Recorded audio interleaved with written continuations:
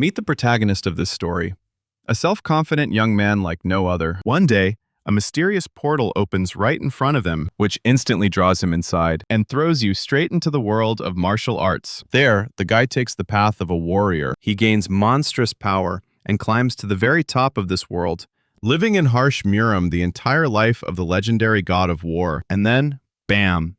He wakes up. At home, it turns out that the old world is no longer the same. And now the hero doesn't just live. He aims to be among the strongest. The system helps him pump up level after level. He scatters crowds of enemies. Along the way, he meets some pretty girls, and even fluffy cats. The very first pages of the manhwa greet us with brutal carnage and splashes of blood. Thousands of enemies press relentlessly from all sides. And in the center stands a swordsman, with eyes in which a merciless fire burns. This is Ilcheon, the warrior emperor, a child of war itself. It is not without reason that he bears such a name. Only he managed to subjugate the endless expanses of the island of Hwan. It was not blood or birth that made him emperor, but pure martial skill, so honed that the heavens themselves seemed to bow before its blade. Luxury, gold, power. There is nothing this warrior cannot take with one wave of his hand. But one day, he suddenly gets tired of all this, and he leaves everything behind.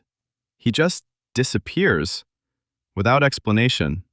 Without goodbyes. The question why haunts the monk from Black Mountain, who gave shelter to the wanderer in his monastery. Under the moon, his bald head shines like a polished diamond, and this glare blinds Ilcheon for a second, whose real name, by the way, is Yang Soo Hyuk. The boy frowned, his expression betraying pure irritation. This hurt the monk, especially since he never received an apology. Even at parting, the man doesn't soften. There's not a drop of warmth in his gaze. It's all ice. But why would Soo-hyuk leave this world at all? He has nothing to mourn. He already has everything he could dream of. Ahead loom only peace, pleasure, and the eternal adoration of the crowd. But his goal lies higher, where neither desires nor temptations can reach. The monk wraps his body in snakeskin, soaked in a thick ointment with a scent that makes you turn inside out. Only Ilcheon could defeat such a snake. All the wonders of this world obey him without a single fight. Somewhere deep inside, the wanderer still catches a faint echo of regret. But even this doesn't explain why he's leaving. It's all about the loneliness of a traveler in a strange world, and in the bitter understanding that he will never see his family again. The monk did not listen to him. He silently takes out the last artifact, and in this gesture, one can read a question without a single word. Does this man really have nothing to regret? After all, everything he built is no longer his, but the warrior's heart didn't waver. No regrets. He wanted to go home, at any cost. Well, since the desire is so strong, the dark monk will fulfill it, but will take everything he has acquired, down to the last crumb. The hero's eyes close on their own, as if the world is gently letting him go. The monk longs to say something last, but the moment is already lost. What those words were will remain a mystery. The hero comes to his senses in a hospital room, and for a long time he can't figure out where he is at all. When the fog in your head clears, the realization comes.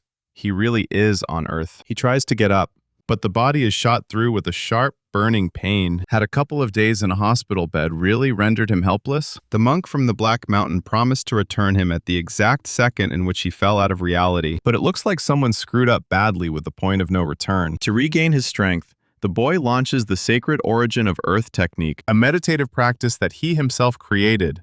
In the world of Hwang, a hot wave of energy rolls through the body, pouring strength into every muscle and returning it to its original shape. The feeling of being a decrepit old man evaporates. Even his skin begins to glow, as if life had returned to him completely. The eyes also fill with energy. Looking in the mirror, he is convinced that everything is fine now. He's about to call the nurse. A system window pops up before my eyes. A new task: to save humanity. To put it mildly, not what you expect immediately after returning from Murim. Another notification follows. The A-rank Sacred Origin of Earth technique has been mastered. The guy can't believe his eyes, and in a panic, he even slaps himself in the face to check if he's imagining the flickering window. Anger flares up inside him, and he begins to curse the monk, and everything shiny around inappropriately reminds one of that very shining bald head, which now looks like an official symbol of betrayal. Having come to terms with the situation, the guy opens the status window. The picture is grim. All stats are at rock bottom. The class is fighter. Karma is off the charts, and the notes indicate that the user has effectively become disabled due to prolonged inactivity. Moreover, the accumulated karma is several times higher than that of ordinary people of his age and race. Over the years in Murim, the man completely forgot about modern technology, and now he has a hard time understanding what is hanging in front of him, some kind of magic or an illusion from the world of Huang. Could it be that the monk missed so much that he threw him into a world that only pretends to be Earth? But if it's an illusion, why does the birth date match and the details of the past are not distorted at all? No, the hero is definitely at home. The system window flashing in front of my nose is starting to get on my nerves, and the man orders him to disappear. The window goes out instantly. It's as if it senses its owner's command. The guy checks again, and he is convinced. The window is called up and hidden at one word from him. With each repetition, the picture becomes clearer. The world has become different, and he himself is something greater than he was before. Nurses enter the room, and the guy politely says hello, getting ready to ask what's going on here. But at the sight of the awakened patient, the girls immediately begin to get nervous, and one immediately runs after the doctor. An emergency inspection begins, and the doctors are amazed to discover that there is not a single injury on his body. The phrase that 5 years have already passed since the opening of the portals sounds like a bolt from the blue for the hero. It turns out that he had been in a coma all this time. The year is already 2028. This news makes my soul boil with anger, mixed with amazement and anxiety. If the bald monk had been nearby now, the guy would have strangled him without a second thought. The doctor finally leaves him alone, and the nurses say that a relative came to see him. She came almost every day, all 5 years in a row. That's how much she loves him. The door swings open, and Suhak's sister, flies into the room, grown up, but still just as deal. Seeing her brother conscious, the girl burst into tears of relief and happiness. And at first, the man doesn't even believe that it's his sister. In his memory, she remains a tiny little thing. Suha throws herself on his neck and hugs him, as if trying to make up for all the years of separation. And she tells how much she was worried, how she lived with the thought that she would never see him alive again. Now, it's all over. They're together again, and the rest doesn't matter to her at all. Having calmed down a little, she asks how he feels after entering the portal.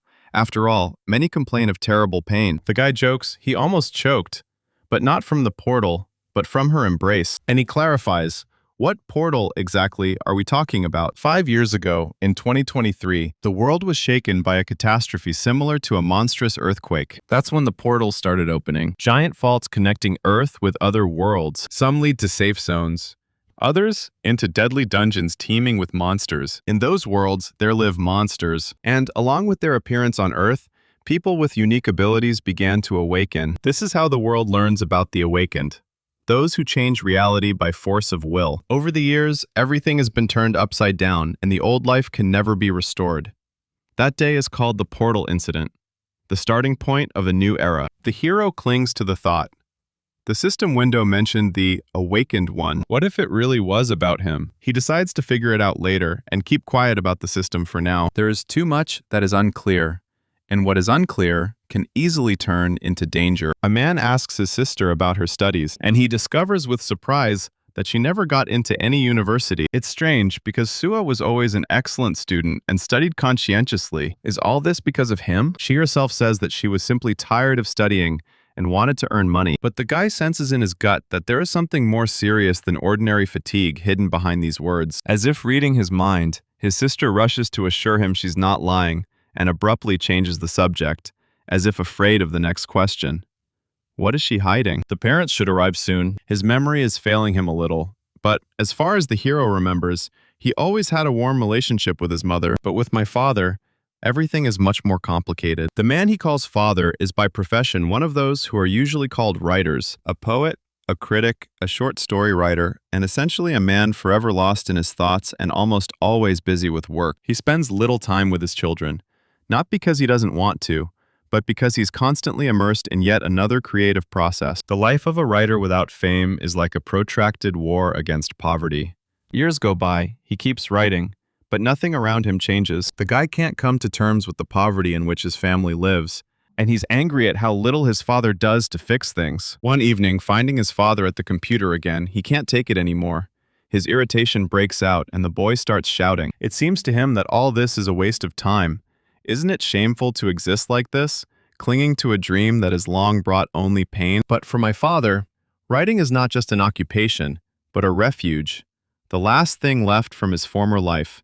And he continues to work even at night, fully aware of how much this angers his son. In the end, the man gives in and buries his dream, as if breaking under the weight of grievances and reproaches. One day he comes home with fried chicken, wanting to do at least something good. My son is just getting ready to meet his friends. And then the father reaches into his breast pocket. He takes out a couple of bills from there and hands them to his son. But this only angers the guy. Such a gesture seems almost an insult to him. There is already very little money in the house, and my father is giving it away for no reason, and in the heat of irritation, he blurts out the most terrible thing. It would be better if their father had not been in their family at all. It's good that later the hero understands who he really was. A stupid, impatient, cruel, and blind son. If he had known then that this was their last meeting, perhaps everything would have turned out differently. Although, most likely not. He was too young to realize the value of his words. That very evening, he stumbles upon a portal, and his life turns upside down. The father comes running when his son is already being drawn into another world, but he doesn't have time to do anything.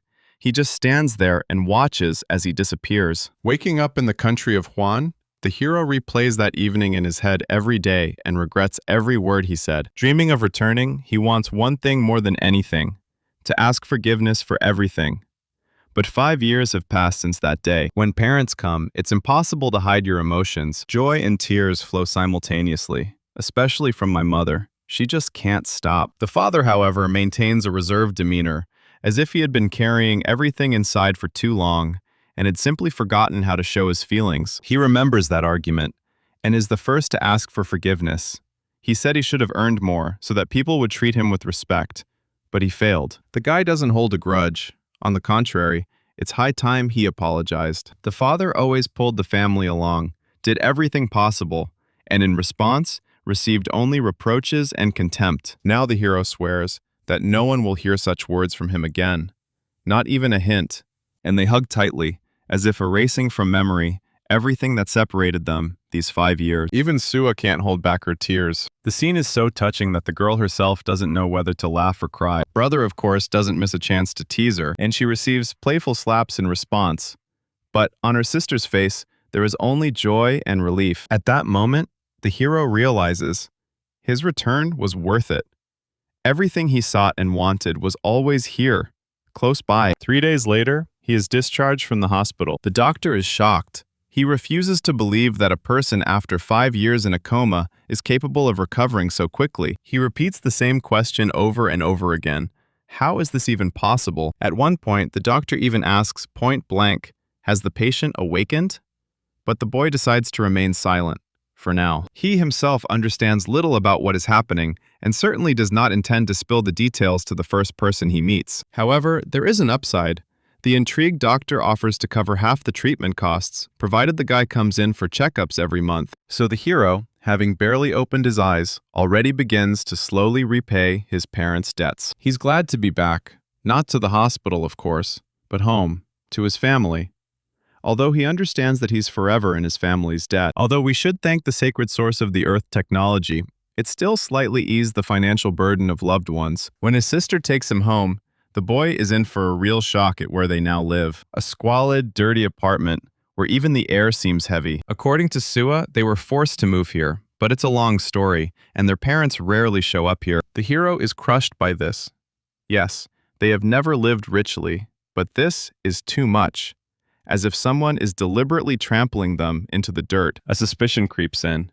It was his treatment that finally finished off the family budget. And then he firmly decides he will earn money as much as possible and as quickly as possible, so that loved ones never suffer again. And in this new world, the most obvious path to quick money is exactly one: to become a hunter. And the guy begins to train, choosing a more difficult path, full of pain and hardship. The guardian class is certainly more prestigious. These guys protect humanity and bask in glory, but hunters earn much more. However, there's a catch. Not everyone can handle such a burden, and our hero's body is in such a state that it is too early for him to even dream of becoming a hunter. A light jog and he is wrung dry, his chest burning from lack of air. The blood is 90% infected, so the body can barely cope even with normal fatigue. Yes, they say some monsters are easy prey, but one stray wound could cost him his life. Therefore, For now, it is wiser to focus on training and building confidence in your own abilities. Fortunately, blood poisoning is treatable through regular and persistent physical exercise. Besides, the guy is a martial arts master, so he's not starting from scratch. The hero works hard every day, pushing through weakness and pain, step by step. The stair run and the Mabu stance are simple yet devastatingly effective exercises that originate from Murim. The path chosen was correct, but the recovery is moving at a snail's pace. Blood poisoning recedes painfully slowly, and training alone is clearly not enough for progress. Something radical is needed, something that will turn the situation around and accelerate recovery. While he was in the hospital, the family worked non-stop to feed themselves and pay for his treatment. So no matter how hard it is, a man is obliged to overcome himself. He simply has no other choice. After all, he needs to become a hunter in the next few days, otherwise he will let his family down and miss his chance. And then he again turns to the technique of the sacred source of the earth, which is stored in memory like an ancient covenant. This is the greatest meditative technique of the Huang country, which grew out of the depths of ancient teachings. It is famous for its effectiveness, but it also has a hidden bonus that can rewrite a person's destiny. The potential of the one awakened with it goes beyond the limits of possibility. After all, strength is drawn from nature and the world itself. Each application feels like a rebirth. Body and spirit seem to unite in a new state. However, in the entire country of Huan, only 3 people possess this technique and are able to pass it on. Gathering his will into a fist, the guy continues to train, not allowing himself a moment of laziness. And at the same time, he surprises an old man who happened to be passing by, with his brisk and rapid running up the stairs. Day after day, he storms the steps, showing no mercy to either body or mind. You can't stop. Not because of pain, not because of fatigue, not because of despair. Internal barriers must fall, even if it takes everything: time, strength, and patience with pain. This is why he was nicknamed Ilchun, the emperor of Murim martial arts, where only strength of spirit is valued. The training lasts from early morning until evening, until the legs begin to give way from the strain, and the bright sun stubbornly reminds him of the bald head of the monk under whose supervision he once studied, and this, oddly enough, gives him strength, as if the monk is invisibly watching him and encouraging him. The old man watches him with interest, and day after day never ceases to admire such persistence. One day he even mutters under his breath that he would like to have a son like him, stubborn and strong. When the moon rolls out into the sky, the hero is already exhausted to the limit and can barely breathe, but the end of the stairs is just a stone's throw away, and he knows he must get there, no matter how hard it may be. Taking a deep breath, he feels that he has reached the very edge where his strength runs out. Just a little more, and the inner barrier will finally fall. The main thing is not to stop. He runs further, and the system reports. It is impressed by the unbending spirit of the awakened one, his perseverance and determination. As a reward, she raises his stats, recognizing his efforts and acknowledging his aspirations. At the same time, the hidden bonus of the sacred origin of the earth technique is activated. The awakening goes deeper. The hero breaks through the barrier of 3 stars, a line beyond which new powers and possibilities open up. Blood poisoning drops by 30%, the level rises to 2, all stamina is restored, and wounds heal, leaving clear skin. The hero is sincerely happy about his success. This is a sign that everything was not in vain and the path chosen was correct. Even the system shows respect and gives a new skill, Iron Claws, plus the willpower stat. Now he is finally ready to become a real hunter, not in words, but by right of strength and perseverance. And the very next day, he heads to the association to register and begin his journey. Little did he know what a stir he'd cause there. The very concept of skills still sounds like science fiction to him, like dreams come true. The skills appear on their own, without extensive training in martial arts or magic. And this breaks all the logic he was taught from a young age. Perhaps this is why the system window remained empty until the morning and did not show itself in any way. The only superpower that the system initially recorded for him was the sacred origin of Earth technique. But it turns out that a hunter needs at least 3 skills. Otherwise, he won't even be allowed to take the tests. That's why he's rapidly improving his martial arts skills. Time is running out.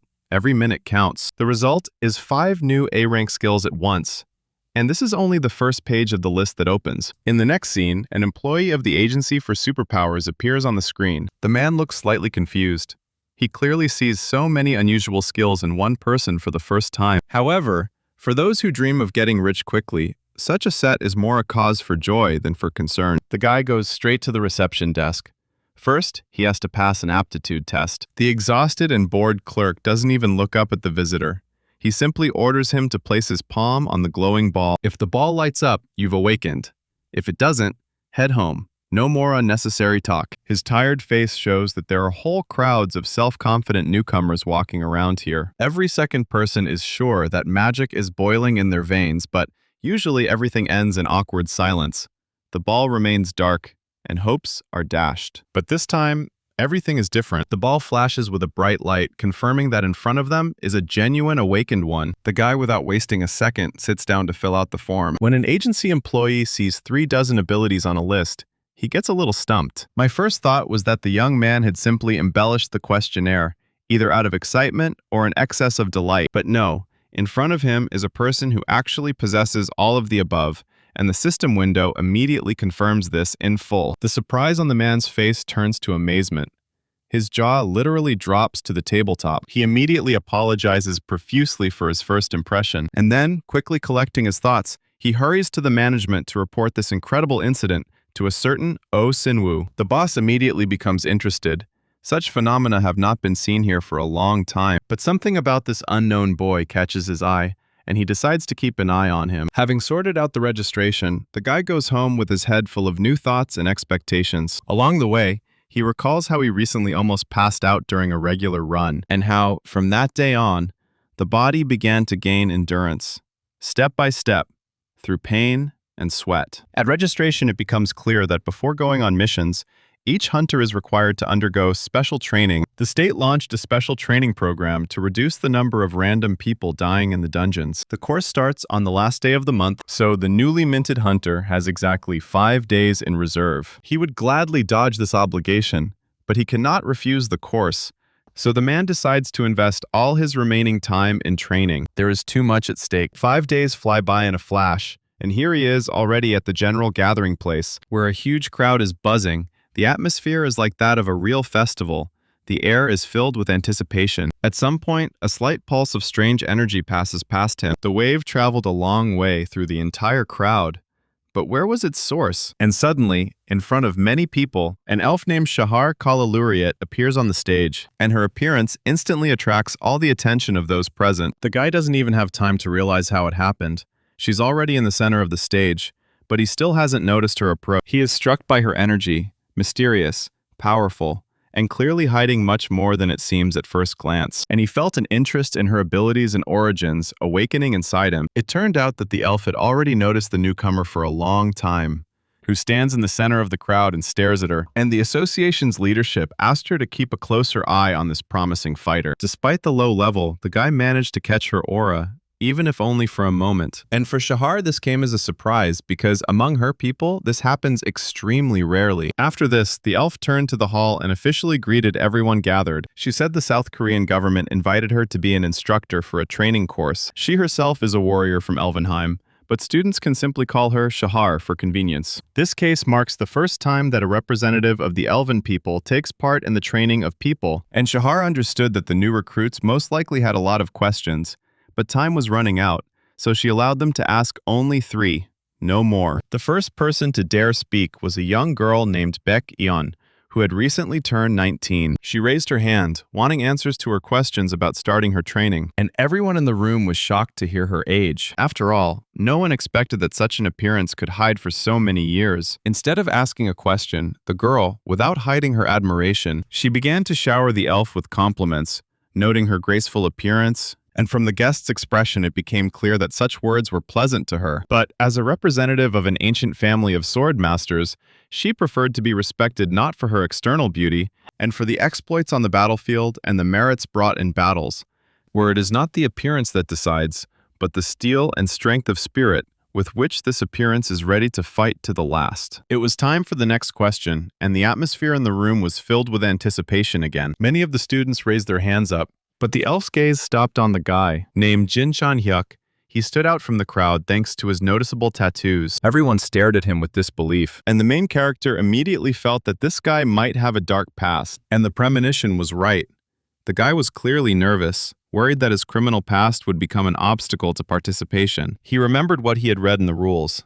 Admission is possible if the instructor approves. In fact, he only committed a petty theft, not the most serious offense, but still. The elf could not approve of such behavior, although she did not intend to condemn. She stated that he would still be taught along with others like any other student. In Elvenheim, people like him are given a choice: to atone for their guilt by protecting the people, or to remain a criminal. And since he is here, it means he chose the path consciously and in favor of justice. She told him to remember that a broken law is not forgotten and the guilt remains. But this does not exclude the possibility of forgiveness if the soul truly desires to atone for the sin. The guy just nodded silently, expressing gratitude, and at that moment, the protagonist felt that it was his turn to ask the last question. When he said his name, the elf, not surprised, made it clear that she had been watching him for a long time. The guy was a little embarrassed. However, he was really interested in whether she would be teaching the classes alone. Shahar confirmed that she is the chief instructor of this program, but she won't work alone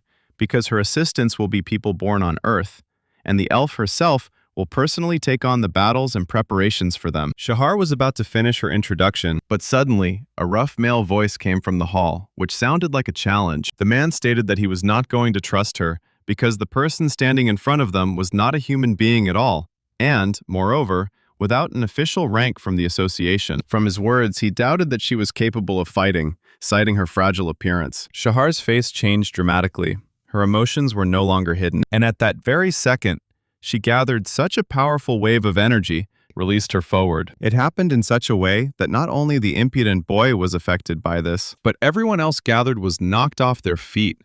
As if a powerful wind had swept through the hall, she didn't even bother to say anything. The force said more for her. After this, the elf reminded about subordination and clear boundaries of what is permitted, and she warned that if something like this happens again, there will be no mercy. The offender turned pale, and a wet spot appeared at the bottom of his trousers.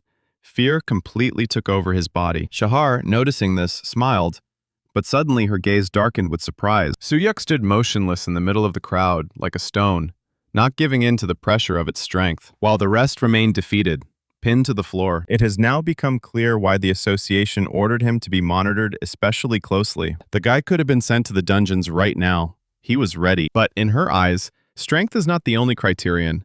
The ability to use it correctly is also important. So she decided not to jump to conclusions yet and looked at everyone with new sternness. Then she addressed everyone, warning them not to test her patience. And, having concluded her performance, she left the stage, leaving behind a heavy silence and many questions. Classes started pretty soon, although so far the cadets have only mastered the theoretical foundations. While the teachers were talking about the different types of monsters and their behavior patterns, the main character almost dozed off, but Shahar brought him to his senses with lightning speed, leaving no chance for sleep, and judging by her attentive gaze, she never relaxed her control for a second, not allowing herself to miss even a small detail. Then he turned around and realized that Chanyuk was sitting next to him, who had been watching him closely all this time, as if he was trying to understand something.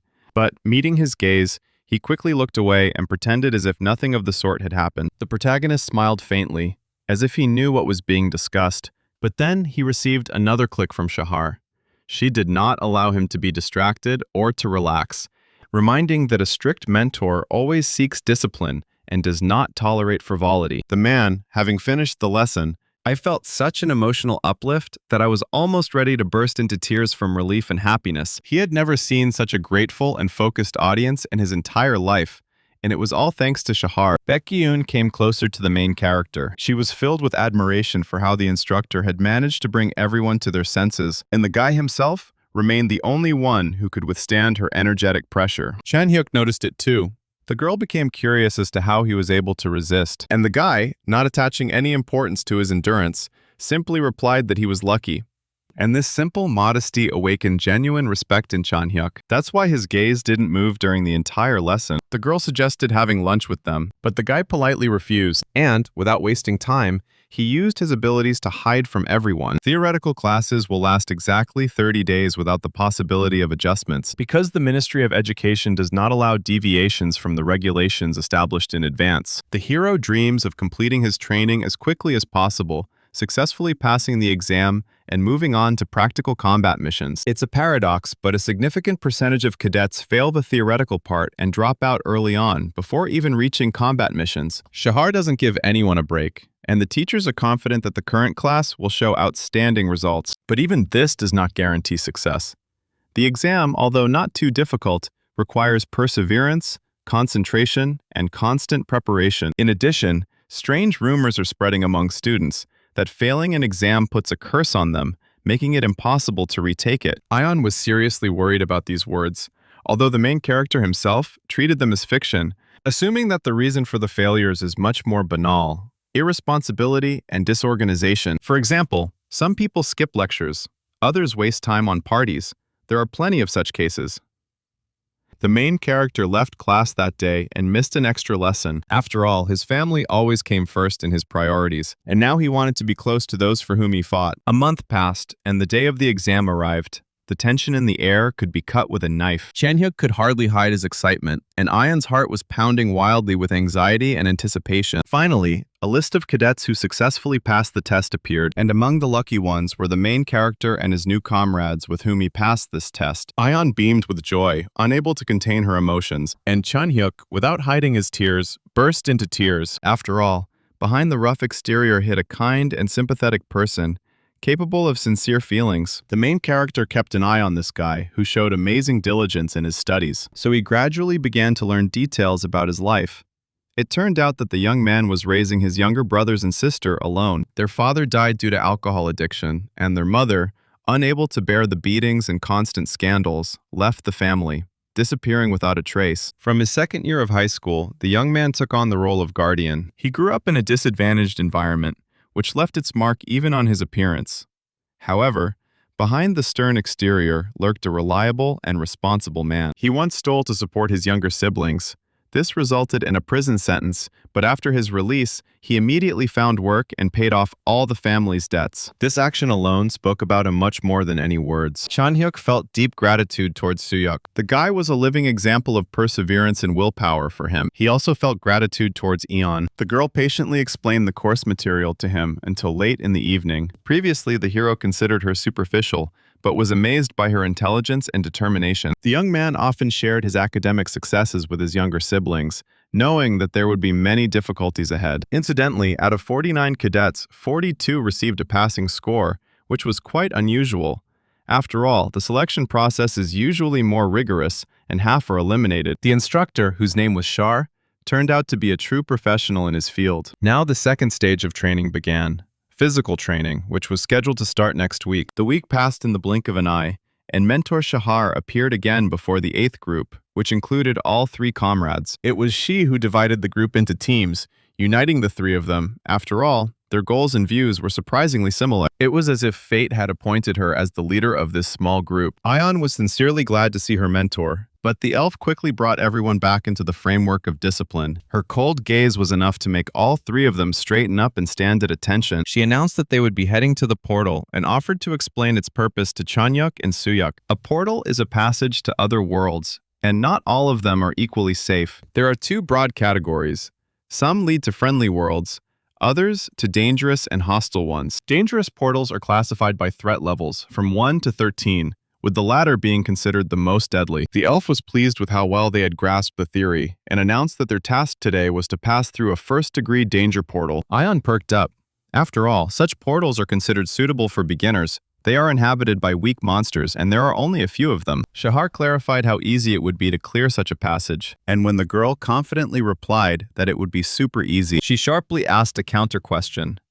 In her opinion, does that mean such creatures are not capable of killing a person? The students felt anxious, and the teacher did not console them. The monsters, she emphasized, could very well be deadly. At such moments, their true nature is fully revealed, bloodthirsty and ruthless. Shahar released a terrifying aura, but even under her pressure, the main character remained unperturbed, which caused the mentor genuine surprise. She repeated, "Monsters are deadly, and if someone can't withstand even the instructor's pressure, then, in a real fight, he doesn't have a single chance of surviving." Since the young man had coped with her pressure, she asked him if he had ever faced real combat. The answer was evasive, so she stopped asking questions, deciding that he would have to prove his steadfastness in action. It was time to head to the portal, and they decided to run to the metro station. More precisely, this is what Shahar decided since she was unfamiliar with both public and private transport. She appointed the young man as the leader of their group, and at that very moment she disappeared, as if dissolving in a stream of air. There was no choice left. The boys ran all the way to the station, spending almost an hour on it, and when they finally arrived, they were already almost exhausted from fatigue. Only this guy looked like he hadn't run at all. Shahar took 10 minutes to rest, and almost the entire trio sank down to the ground in relief. The threat of the monsters had taken a heavy toll on them. And now there's a marathon around the city. At least I can catch my breath a little. Maybe this was all part of the plan all along. If so, this woman is not just a good mentor. She is a natural-born teacher. When exactly 10 minutes had passed, the instructor announced it, and the group headed down into the underground part of the station. The name of the first-degree portal at Mappo Station is Mugyo. Translated, it means a world without borders, which sounds almost philosophical. While preparing for the exam, the young man learned something interesting. There are several portals with this name. These are lifeless worlds with identical names, no signs of intelligent life, and no apparent value.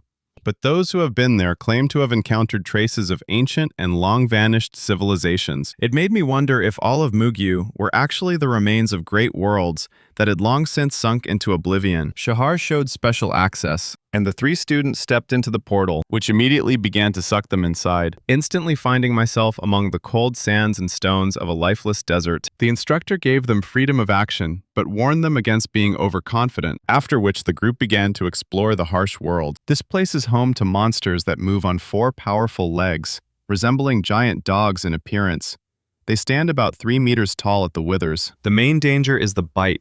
The monsters attack sharply and suddenly, using the force of their jaws. They can jump great distances and attack in packs, usually 3 or 5 individuals. Although they are considered first-rank opponents, they are deadly for beginner fighters. Although this young man is no ordinary newcomer, where does he get such determination? The guy calls up a lot of system windows to check and flex his skills. He didn't miss a single lecture, studied every day, and within a month, he had significantly improved. And most importantly, he mastered the technique of the sacred earth source. This technique doubles the rate of energy regeneration during combat, giving a significant advantage. It was hard to get into the combat system at first, but thanks to bonuses and constant practice, he has noticeably pulled ahead compared to his group mates. Combat experience, technique, endurance, all this made him almost a leader. With such progress in 1 month, fearing a first-degree portal was simply absurd. Suddenly, the man's gaze caught a silhouette. A group of 5 monsters was moving ahead. The instructor began to guide them, but the young fighter's hands were already itching. He thought he could handle it alone. He noted to himself that there were no weapons visible in the hands of his comrades, which caused slight concern. And at that very moment, on command, the whole trio rushed forward. Chanhyuk found himself armed with a pair of blades growing straight out of his hands, just like a wolverine. And the girl, Ion, judging by her actions, played the role of support and healer. Now is the moment for decisive action. The man made a dash, having overtaken his comrades, leaving them in amazement. And, having approached one of the monsters, he deftly dodged the powerful throw. Using a martial art technique called palm strike, he delivered a penetrating blow, easily piercing the enemy's defense. Before he could catch his breath, he sensed danger. Another creature rushed at him from behind. In a split second, he pushed off the ground and, soaring upward, he delivered a stinging kick, crushing the last of his opponents. The comrades simply did not even have time to react, remaining in complete amazement. Even Mentor Shahar found it hard to believe that he was just a cadet in front of her. The guy stood on the body of the defeated wolf. At that moment, his senses sensed the approach of another creature, and he took off, heading straight towards the threat. The next attack was devastating. The swift blow drove the monster into the ground with such force that dust rose up. Instructor Shahar tried her best to remain cool, as befits a mentor, but inside, she was seething. She wanted to take this fighter to Elvenheim. The man shook his hands and paused for a moment in thought. Perhaps his past life experience helped him fight so instinctively. The body reacted on its own, without thinking, and the system, of course, played a significant role in this. If he were in Wan now, he would be among the best of the best, among the elite of warriors. When the wolves rushed at him again, it became clear that there were 2 left, and he could easily cope without help. But this time it was worth giving in. They are a team after all, and for others, this is an important experience and not just another cleanup. For the fighter, it was just another item on his personal list, and for his comrades, it is a step towards real hardening and a confident future. Jung-hyuk couldn't believe it. Did his partner really want to give them a chance? He released his claws again. He summoned the monsters to himself and prepared to attack. He swung and released a blast of fire, passed right through the wolf, cutting him into 2 pieces. Ayan noticed movement behind her and warned him of the impending danger. However, it was already too late. The blow would have landed right on the head. Jung-hyuk didn't have time to understand how the wolf managed to get around him from behind, but Ayan reacted instantly and summoned magic, and she began treatment. All the wounds healed with astonishing speed. The girl's healing gift manifested itself in all its power. The guy realized how important such an ability is in battle, and at that very moment, a new flock appeared before them. The man didn't like it. They didn't even give him a chance to catch his breath.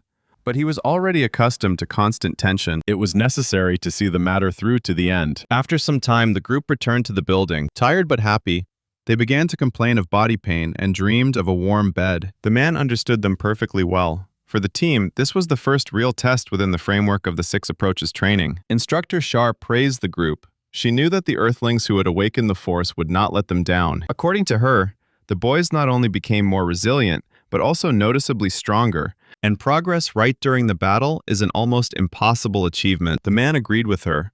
Every collision made them stronger. He had previously attributed his advantage to talent, but now he was beginning to suspect that the system played a decisive role. The instructor had no doubt that this team was almost ready for real tasks, and as a mentor, she felt genuine pride in their efforts and progress. When she released the fighters, they were in 7th heaven, but she asked the man to stay, literally, for a minute. Shar had a strong feeling that the martial arts technique this man possessed could not be just part of a system.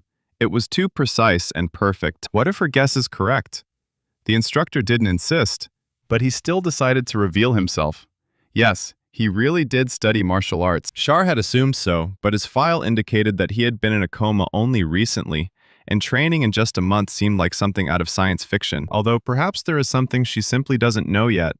The universe is vast and full of mysteries. The man didn't fully understand why she asked this question, but there was something more to her gaze. She saw in him something that he himself did not always notice. And the same thing was said about him by the inhabitants of the country of Huan. It should also be noted that it was he who gave his comrades the chance to prove themselves in the first battle, and this was a far more valuable contribution than any personal achievement. He didn't say this lightly.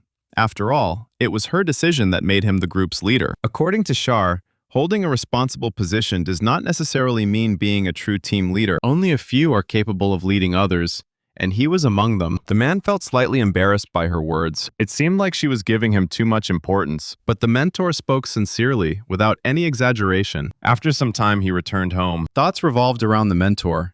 The elf really did possess striking beauty. Even by the standards of her people, this was a rarity. And in Wana, you wouldn't find anything like that at all. He tried to switch gears. Romance was clearly out of place. There was so much important stuff ahead. The hunt today was at a high level, but for him, this was just another stage. After all, just recently he held the title of Emperor of Martial Arts in Huang. The man, confidently, he moved towards restoring his strength, even though he knew the path to the top would be long. But there was no need to rush. Everything was going as usual, step by step, without any unnecessary fuss. After some time, a man sat in the forest and hummed a song while cutting up a goblin's body. If this continues, the young man will soon start earning more than 10 million won a month. On the 3rd day of training in the portal, the team cleared several 1st and 2nd rank portals, and she received a generous reward for this. Skin, teeth, and other components obtained from monsters have their own price on the market. The guy decided not to tell his family about it for now. He could tell them later. There was no particular rush. Suddenly, Yun asked if the man was okay, because the guy looked too happy in that situation. The man was faced with the torn corpses of monsters, and the young man did not understand. Were the man's feelings really that obvious? Yun believed so. The young man was literally glowing. This loot turned out to be really valuable for the guy. Instructor Shar noted that if anyone saw them now, they would definitely be considered dangerous psychos. Yun was a little envious of both of them. Both fighters adapted so quickly, especially Chanyuk. At first, it was difficult for the young man, But now this guy felt like a fish in water. The man guessed that most likely the others were working no less hard for the reward. Suddenly, the boy noticed an arrow flying rapidly towards Chanhyuk, and he rushed to catch her. At this time, Chanhyuk explained that even in second-level portals, the matter usually does not present any particular difficulty. The man clenched the arrow in his fist, not hiding his displeasure. Chanhyuk was completely shocked by this move. The man understood that this was not a goblin's arrow, but clearly a human weapon. They looked into the bushes from which that very arrow had flown. The guys came out to meet them and saw the bloody goblins. Kim Cholik only needed one goblin to level up. Lee Jung-kook regretted not coming here earlier. The guy couldn't understand why the third team was in this place. A recruit from Team 3, Jin Cha-yun, clarified whether this group belonged to Team 8, led by Shar. Instructor Shar responded with a question in return, reminding them of the third team led by Jung Soo-jung. If Shar wasn't mistaken, she hadn't requested support from this portal and couldn't explain the reason for their presence. Kim Cholik, a recruit from the third team, believes that they don't need to ask for help because hunting together is always better. Lee Jung-kook from Team 3 stated that he no longer sees Shar as his mentor. Yan became furious, accusing them of being completely inappropriate, reminding them how dangerous it was to get close to Chanhyuk. Jin Cha-yun tried to apologize, explaining that it was an accident and there were no serious consequences. Instructor Shar insisted on a formal apology, and Jun Soo-jung didn't understand what the problem was. She expressed bewilderment about the situation. Currently, Shar is the instructor of the 8th team, but she is obliged to give instructions to all recruits. Jun Soo-jung, the leader of Team 3 and a member of the Amugi Guild, described Shar as being as cold as ice. In her opinion, the nickname Flower of Death is no accident. The recruits' petty pranks aren't worth serious punishment. Jin Cha-yun sarcastically recalled the unfortunate nature of the events. Instructor Shar emphasized that even accidental actions put someone else's life at risk, and therefore an apology was obligatory. Moreover, interfering with the process of clearing someone else's portal is a serious violation. Jun Soo-jung thought Shar was too boring to talk to. Interacting with elves tired her out, and crossing their paths even more so. Instructor Shar asked Jung Soo-jung not to forget who she is. Shar reminded everyone that she was not just the mentor of Team 8, but also the lead instructor for the entire program. A line had been crossed. Jun Soo-jung found conversation impossible. She commanded like an old general, "Let them take the spoils, and they'll start looking for another one.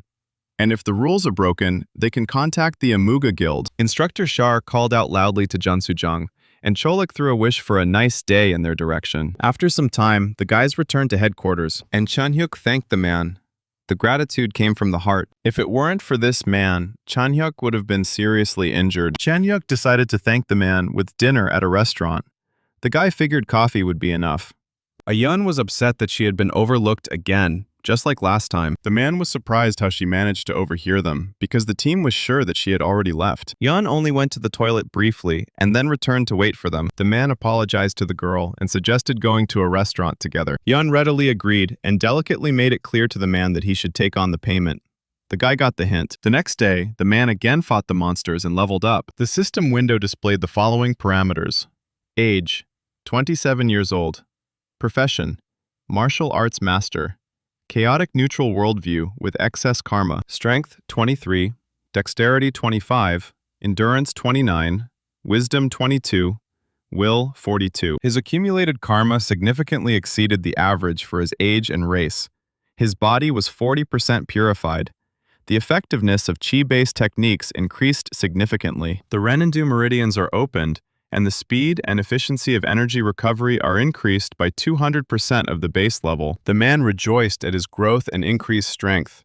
He had finally found his fighting rhythm. At this rate of recovery and growth, he is expected to return to his position as the #1 warrior in the world. The man was thinking about sharing this news with his family when he suddenly froze. Instructor Shar appeared in front of the man and broke the arrows with one movement. Lately, Instructor Jung Soo-jung has been showing up in the team's hunting area too often, but Shar regarded such visits not as an accident, but as direct interference. Jin Cha-yun simply followed her teacher's orders and fired in the indicated direction. The recruit was unaware of the presence of other hunters. Instructor Shar was convinced that these visits were deliberate provocations.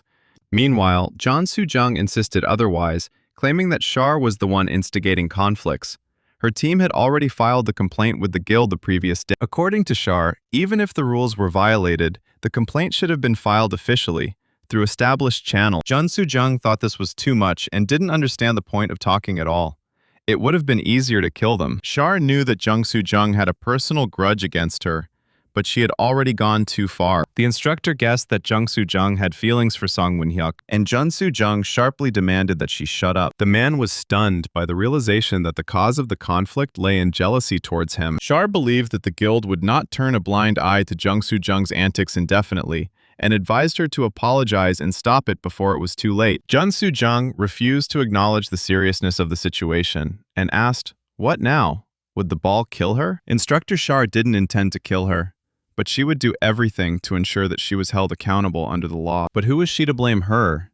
Jun Soo-jung still didn't understand that. Jun Soo-jung suddenly used a forbidden dark art, and she directed the power of this technique at the guys. According to the observation of Char's mentor, it was too late to retreat. The ball managed to strike back, and she amazed her opponent with the effortless ease of her parried blow. Jun Soo-jung no longer had the right to retreat. The game was all in, all or nothing. Besides, Char's mentor won't kill her. Her nobility won't allow it. Jun Soo-jung gave the order to the third group to destroy them instantly, to tear them to pieces. Such a strict requirement astonished the fighters. The instructor didn't understand. Wasn't the group's goal to get into the Emoji Guild? The fighters had to at least cripple their opponents, tear off their limbs. After all, a tangible result was required. The soldiers of the third group rushed forward, and Char's mentor just smiled, which further infuriated Soo-jung with his unwavering confidence. Jun Soo-jung was determined to prove that her new recruits would tear Team 8 to shreds. The man assessed the composition of his opponents, and realized that a warrior and an archer stood before him. Suddenly, Jungkook grew to the size of a giant, tearing his clothes. The guy decided to take the blows of the boar and the archer, leaving the spearmen to the rest of the fighters for the time being. Jungkook was convinced that he would crush the man like a small insect, and he delivered sweeping blows, missing the target. The giant swung, but the man used the tin fist technique, and then the fist of destruction technique. Blood gushed from the giant's mouth, and the man was amazed that the giant remained standing at all after this power. The man realized he needed to change tactics. The enemy was too agile. The giant called out to Jin Chaeyeon, and the archer understood all the instructions without words. The archer drew her bowstring, and she released the arrow with great force, and straight towards the area below the waist of our protagonist, raising a column of dust from the ground. But she missed.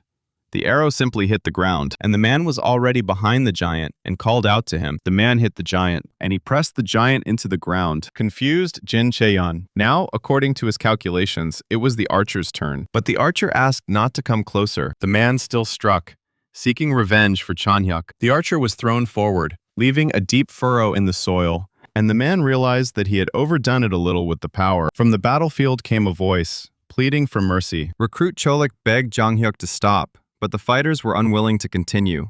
They were forced to. The man grabbed Cholik by the hand, and he told him to calm down and let the guy go. This is not a monster.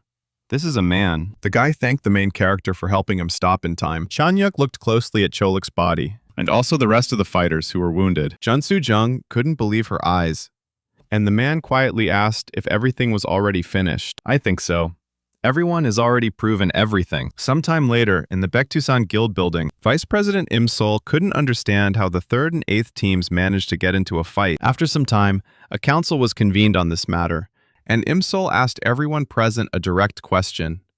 Do they understand what they are dealing with? According to staff, the fight between the recruits and the refereeing looked like a full-fledged combat clash. Usually such meetings were led by Instructor Shahar, but due to current circumstances, Im Sol took on this role. The man regretfully announced his decision, the 3rd team's expulsion. Even though he knew their guilt didn't warrant such a harsh punishment, the instructor of the 11th group, Lee Sang-wook, knew that one of the fighters from the 8th team had single-handedly taken out everyone. Im Sol considered this to be forced self-defense, although he could not help but note the extreme cruelty. Jun Soo-jung genuinely didn't understand what self-defense was being talked about. Her students were in intensive care, while Team 8 emerged from the fight without a scratch. Im Sol placed the blame on Jung Soo-jung, the Black Cloud Witch from the Emoji Guild. In his opinion, she staged the provocation out of envy and petty grievances. Now he acted as a judge and made it clear that she should be more careful in her expressions. Lee Sang-wook didn't immediately understand whether the chairman was really going to let this go without serious consequences. It was, after all, a matter of chain of command. But this is precisely why the meeting was called.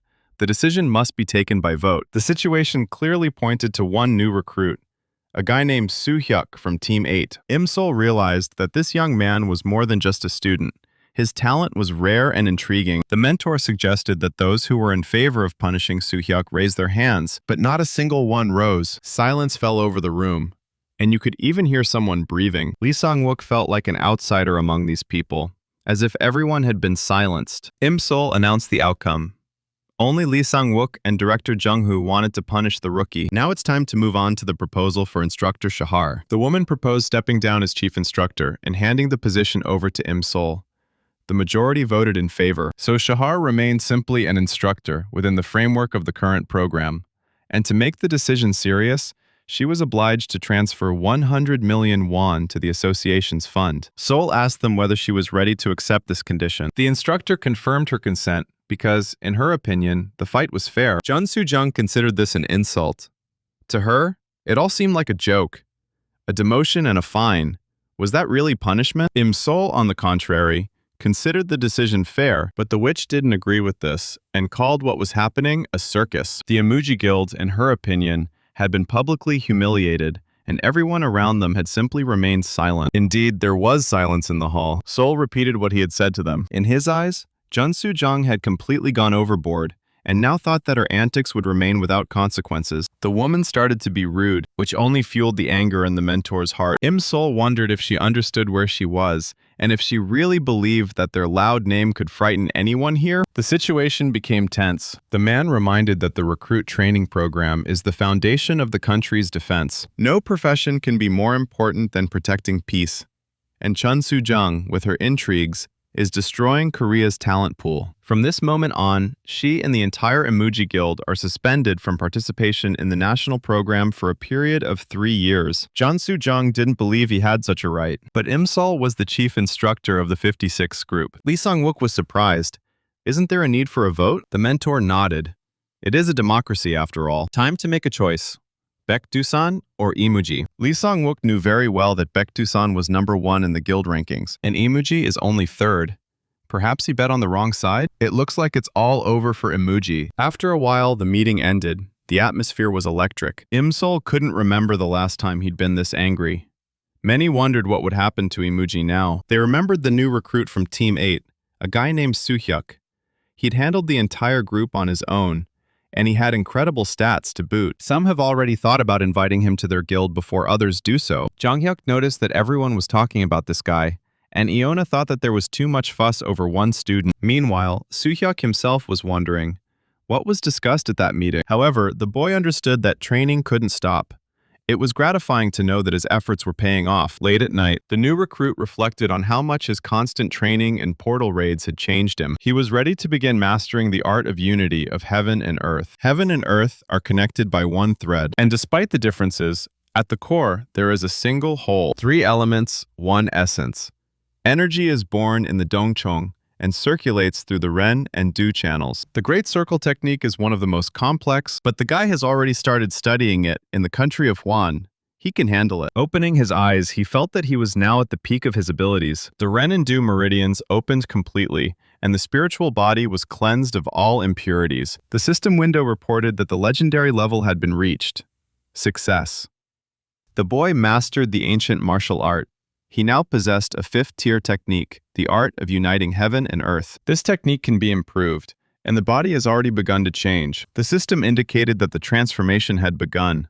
The body had entered a state of unity. The energy reserve was divided into 3 parts, upper, middle, and lower dantian. Energy was now distributed across levels. All this was recorded in the stats window, and the guy realized that this was his first really big step. After some time, the guys entered the portal again, where a giant toothy worm burst forth from the depths. He was ready to pounce on them at that very second. The boy developed one of the most powerful techniques of the Huang country, the art of connecting heaven and earth. At that moment, a huge worm attacks them, ripping up the ground and creating real chaos among the fighters. And now, the man urgently needs to regain his lost movement techniques.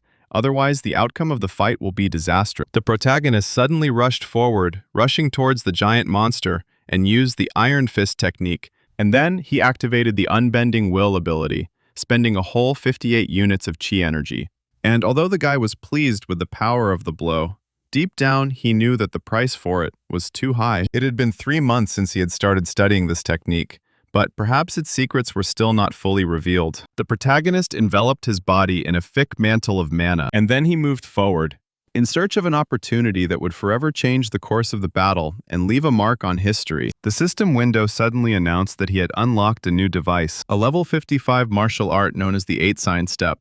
A step that has been the stuff of legends. The man hit the fanged monster, and he threw the worm aside, causing the creature to rise up in rage. And at that moment, Ion realized that today, he was in perfect shape, and every step he took was filled with strength. Chanyuk felt like he might never catch up with this guy, and deep down, Instructor Shar couldn't help but admire his polished movements and ability to conserve resources. Is it possible that in such a short time, he became a truly outstanding master? Monsters began to break through from different directions, filling the desert, and the guy, as if gliding on the wind, walked around them. He struck blows imbued with the power of a demon, and the next moment, a bloody explosion was heard. Blood gushed around, leaving scarlet marks on the sand, like a painting of death. The guy didn't even notice. How exactly they managed to destroy so many enemies? It all happened like in a dream. He caught the surprised, almost admiring glances of his comrades. 2 weeks of continuous training inside the portals flew by like one intense day. All teams successfully completed the course, except for the third group, which was always lagging behind in every area. Although this had happened before, but this time, their stream was able to exceed expectations and show outstanding results. After some time, Instructor Shar expressed her approval to the entire squad. From now on, no one will dare to call these fighters simple recruits without experience. Now their successes have become known, and the best guilds have already taken notice of them. Each person has their own path, but for Instructor Shar, they will always remain her students. She reminded them that they don't have any fame or titles yet, but the opportunity to protect people is an honor in itself. Instructor Shar believed that they would make the right choice, one that would not lead to regret. This concluded the training. They gave it their all, working to the limit of their abilities. Ion rushed to the woman and burst into tears, hugging her with all sincerity, realizing that without her mentor's support, she would never have been able to give it her all. Instructor Shar was genuinely happy, for it was an honor for her to walk alongside these guys until the very end of the journey. And yet, Ion was worried. Would she ever see her mentor again? What if she didn't even have a smartphone to write to? Instructor Shar said, "If fate is kind, they will surely hear about it, perhaps even in the rustle of the desert wind." These words only touched Ion more deeply, and the tears flowed with renewed vigor. Chanhyuk also did not stand aside. Instructor Shar knew about his criminal record, but never reproached him. She saw his becoming awakened as an attempt to restore his lost honor. But the guy himself felt neither honor nor noble intentions in himself. After all, the only thing he wanted was a lot of money, without thinking about the meaning of her instructions. Chanhyuk burst into tears, realizing that he could have earned money honestly, but he chose the path of profit, full of lies. But suddenly, his tears stopped. The instructor never once, during the entire time, expressed any contempt or shame towards him. A man's past doesn't define him. Let him remember the trials Lander endured. Now he has no more reason to regret or mourn the past. The woman advised to direct her efforts to protecting others, and if he does this, perhaps redemption will be found.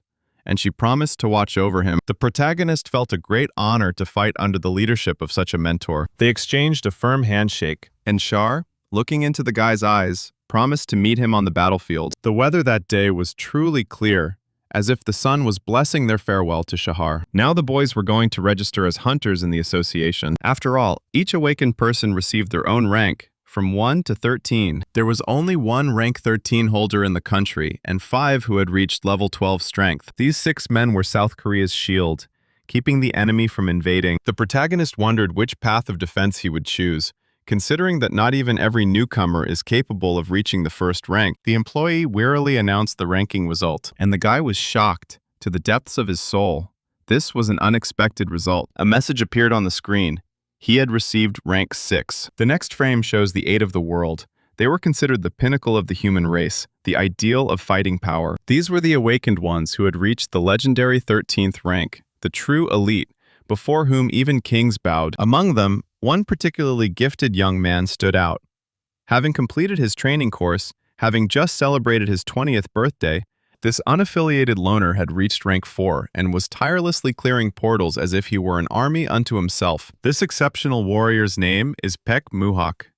Such a rapid rise had never been seen before, either in Korea or anywhere else in the world. The guy realized that his own result had managed to surpass the established record of Baek Muhaka, which was a shock. The office worker asked me to wait a little, promising to complete the registration soon and issue a hunting license. The young man did not expect that there were hunters with such monstrous strength and level on the planet. He recalled how the Alliance of Worlds assessed the potential of Earthlings at an average level, inferior even to the elves, and the leaders of the Alliance were celestial beings, considered the absolute pinnacle in the hierarchy of races throughout the universe. The human race found itself in the position of the middle class, and the prospect of clashing with demons was only a theory. The hierarchy of power in the galaxy was built on a scale established by the celestial race, and Earthlings were still in the shadows. But the pace of human development was becoming alarming.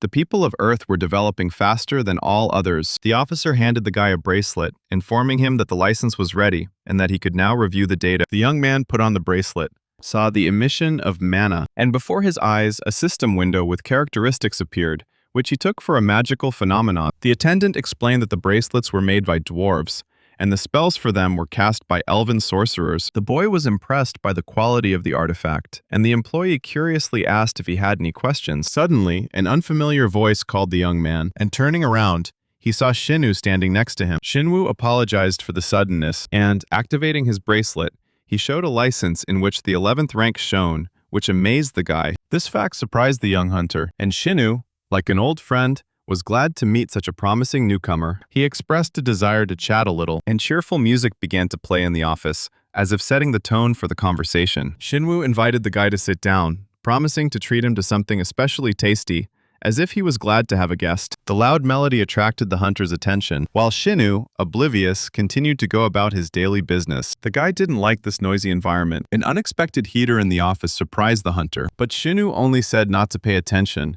He is sensitive to the cold, and it became chilly outside, and he came to the conclusion that in front of him was clearly a very peculiar person with non-trivial habits. A couple of minutes later, Shinwoo poured coffee into a glass, and he offered a treat, claiming that this drink delights foreigners and that he himself loves it. He asked the guy if he minded, and even though he recognized it as regular instant coffee, he didn't refuse. Shinwoo didn't like having someone else prepare his drink for him. His assistants were busy with more important things, and he wasn't clumsy. The guy became interested in what Shinwoo was getting at, what his plan was, and what was behind this friendliness. Shinwoo noticed that the guy wasn't the type to waste time on meaningless conversations, and he liked that. He invited the young hunter to join the Awakened Association, but he briefly and decisively refused. Shinwoo noted to himself that the person in front of him was a straightforward person. This had been evident from the very beginning. He wasn't surprised. Hunters rarely seek associations. And so he asked a new, more appropriate question. The guy interrupted him and informed him in advance that he was not interested in guilds and did not plan to join any. Shinwoo was amazed. Could the guy really read minds? But the young man merely remarked that he had simply sensed the impending question, and added that he had no intention of leaving the country. These words pleased Shinwoo, because he himself was devoted to his native Korea, and understood this young warrior. The guy surprised him, especially considering that he had recently emerged from a deep coma and was just beginning his journey. Shinwoo wanted to know what the hunter's goal was. If possible, he wanted to help in any way he could. Later, the young man walked down the street, remembering the vice president of the Awakened Association who had made an impression. He hoped to get answers from him, but his thoughts kept returning to Chanyuk and Yun. How were they doing? A notification about new messages appeared on the screen, and upon opening them, the guy saw a cute photo of his friends, and along with it, the news that they had reached rank 3. The young hunter was delighted. Now they would not be bored, and the path to the peaks became closer for them. He sent them congratulations and wished them to continue moving forward with the same confidence and drive. But suddenly, a piercing stream of energy was felt from behind, and the guy immediately realized that this wasn't just a feeling. Something dangerous was clearly happening here. A bright light caught his eye, and the hunter realized that he had to urgently find out the source of this phenomenon. Soon he ran to the building, where a mysterious portal opened, the origin of which seemed inexplicable even to him. City services announced the opening of the portal, and citizens were asked to go to the shelter at Sinshan subway station and remain calm. A 5th-rank portal appeared in close proximity to the station, causing alarm. The security officer began organizing the evacuation and directed people to a safe shelter, having reported that 10 people had already been drawn into the portal and could be on the other side. It was decided to let 5 awakened ones through, and immediately a group of 5 fighters rushed towards the portal, ready to engage in battle with the unknown threat. The townspeople were crowded near the portal, confused and filled with anxiety. They didn't know what to do except hope for the hunters to arrive soon. The guy looked around in surprise. Was no one even trying to help those who were inside? Several men exchanged glances, as if they couldn't understand how this man could not know the obvious. Civilians had been ordered to take cover immediately. One of the hunters asked, was this really an awakened being standing before them? The silver bracelet clearly betrayed his status. Their surprise revealed that the man's rank was higher than they had expected, and he calmly confirmed his affiliation with the hunters. A young hunter named Kim Yu-min introduced himself as a third-rank guard and explained that the others hadn't arrived yet. Was this guy really going there alone? The man recalled that in the event of a real danger, the guards have the right to enter the portal first, without waiting for the other. Kim Yu-min nodded, but still clarified. Only in truly critical circumstances. The boy frowned. In his opinion, wasn't this clearly an emergency? The portal was open, and people's lives were in danger. Yu-min just shrugged. He saw no reason to needlessly risk the lives of those who could be useful in the future. A couple of stray civilians are no reason to rush to certain death, especially if you wear the mantle of the awakened. These people are special, and the fate of ordinary citizens, alas, is not always kind. The man could hardly contain his contempt. How could one say such a thing out loud? But to Yu-min, it sounded almost like common sense. The guy thought differently. If you have power, hiding is the same as being a nobody, regardless of rank. Yu-min smiled skeptically, as if standing before him was a man who had decided that life no longer interested him. Although the guy didn't talk about justice out loud, inside, he felt. At such moments, cowardice is unacceptable. The hunter asked in confusion what this was all about, and in response received only a heavy look full of contempt. In his opinion, it is shameful to receive billions from the state and have them stand idle, like empty decoration. The guy took off, rushing past with such speed that it seemed like he had vanished into thin air, which left Yu-min furious and confused. The hunter shouted, reminding them that entering the portal on their own was a direct violation of the law. The man had to stop, otherwise this would be reported to the association, and the consequences would be serious. But the boy didn't see the point in collaborating with cowards.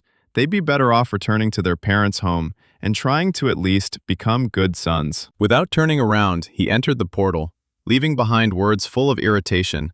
Did he really seriously consider himself invincible? Yu-min was sure this overconfident fool would quickly be brought to his senses there.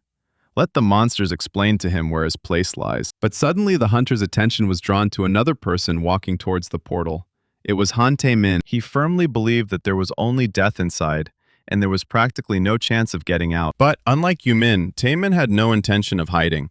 He felt a responsibility to those in trouble. Inspired by his actions, other hunters followed him, although Yu-min did not hide his contempt. In his eyes, they all looked like madmen who suddenly decided they were heroes. Meanwhile, inside the portal, the man felt that the situation had escalated. He was trapped. A scream that came from somewhere nearby pierced my consciousness with fear. It sounded like a real plea for help. He began to run away from danger. Panicked, he didn't know what to do. He had his daughter Miyeon, a wife, obligations, and life insurance. One wrong step, and the man fell to the ground, straight to the foot of a huge, ominous flower. The monster instantly entangled him in vines, squeezed his leg, and lifted him into the air, as if trying to assert its power. But the man knew that he could not die. He had not yet fulfilled his role in this world. There was a cry of despair, filled with hope. Someone, please save me. From afar, he spotted a figure approaching through the seething mana. It was the awakened one, rapidly approaching him. The man prayed to him for salvation, realizing that only he could pull him out of the clutches of death. Before them stood Itel, a monster in the shape of a giant flower with petals painted an ominous purple. He swung his long, seemingly living vines like tentacles, raining down blows. The man regretted that he didn't have a sword with him. Then he would have dealt with the creature quickly. But even without a weapon, his strength was impressive. With a sharp movement of his leg, he punched through the air, creating a shockwave. He knew exactly how to attack such a monster. The main thing was to choose the moment. The vanishing hail technique allowed the guy to tear apart powerful stems, depriving the enemy of support. The man, saved from death, looked at his savior with admiration. This power seemed almost supernatural, but the hunter only nodded, showing that everything was now fine.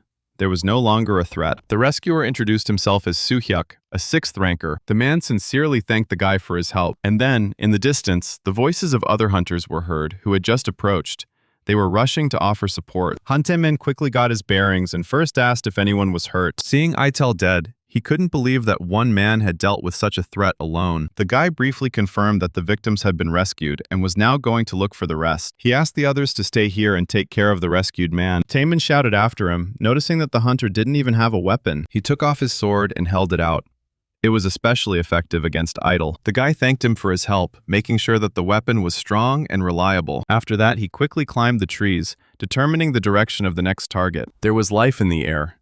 Many creatures ahead. About 24 people have been pulled into the portal, but so far, only one has been pulled out. The protagonist was determined to save everyone trapped and close the portal today, no matter what. On the portal's territory, the main task of any hunter is to destroy the central core of cosmic energy, a mechanism that starts the life processes of this pocket of reality and does not allow it to disappear. The portal's heart can take any form, a sentient being, a mystical artifact, or even an entire building. If the ruler of this world is destroyed prematurely, the structure will collapse and everyone in it will be doomed.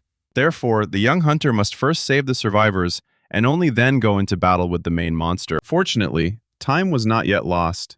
Hope was still glimmering, and the boy had no intention of giving up. Although he had not held the blade in his hands for a long time, the man still remembered every movement honed over the years. The young man attacked the flower monster with fury, mercilessly cutting off the dense vines with his powerful weapon. Dash after dash, like a furious hurricane, he cut his way through the vegetation. A system window appeared before my eyes. The hero had reached a new level and activated the ability to fuse body and sword. In combat mode, the energy flow of chi was amplified by 50%, and the power of each strike increased by as much as 30%. It felt like the technique of the Huanyi sword masters. Only a select few could achieve something like this. After some time, the young fighter went in search of the survivors.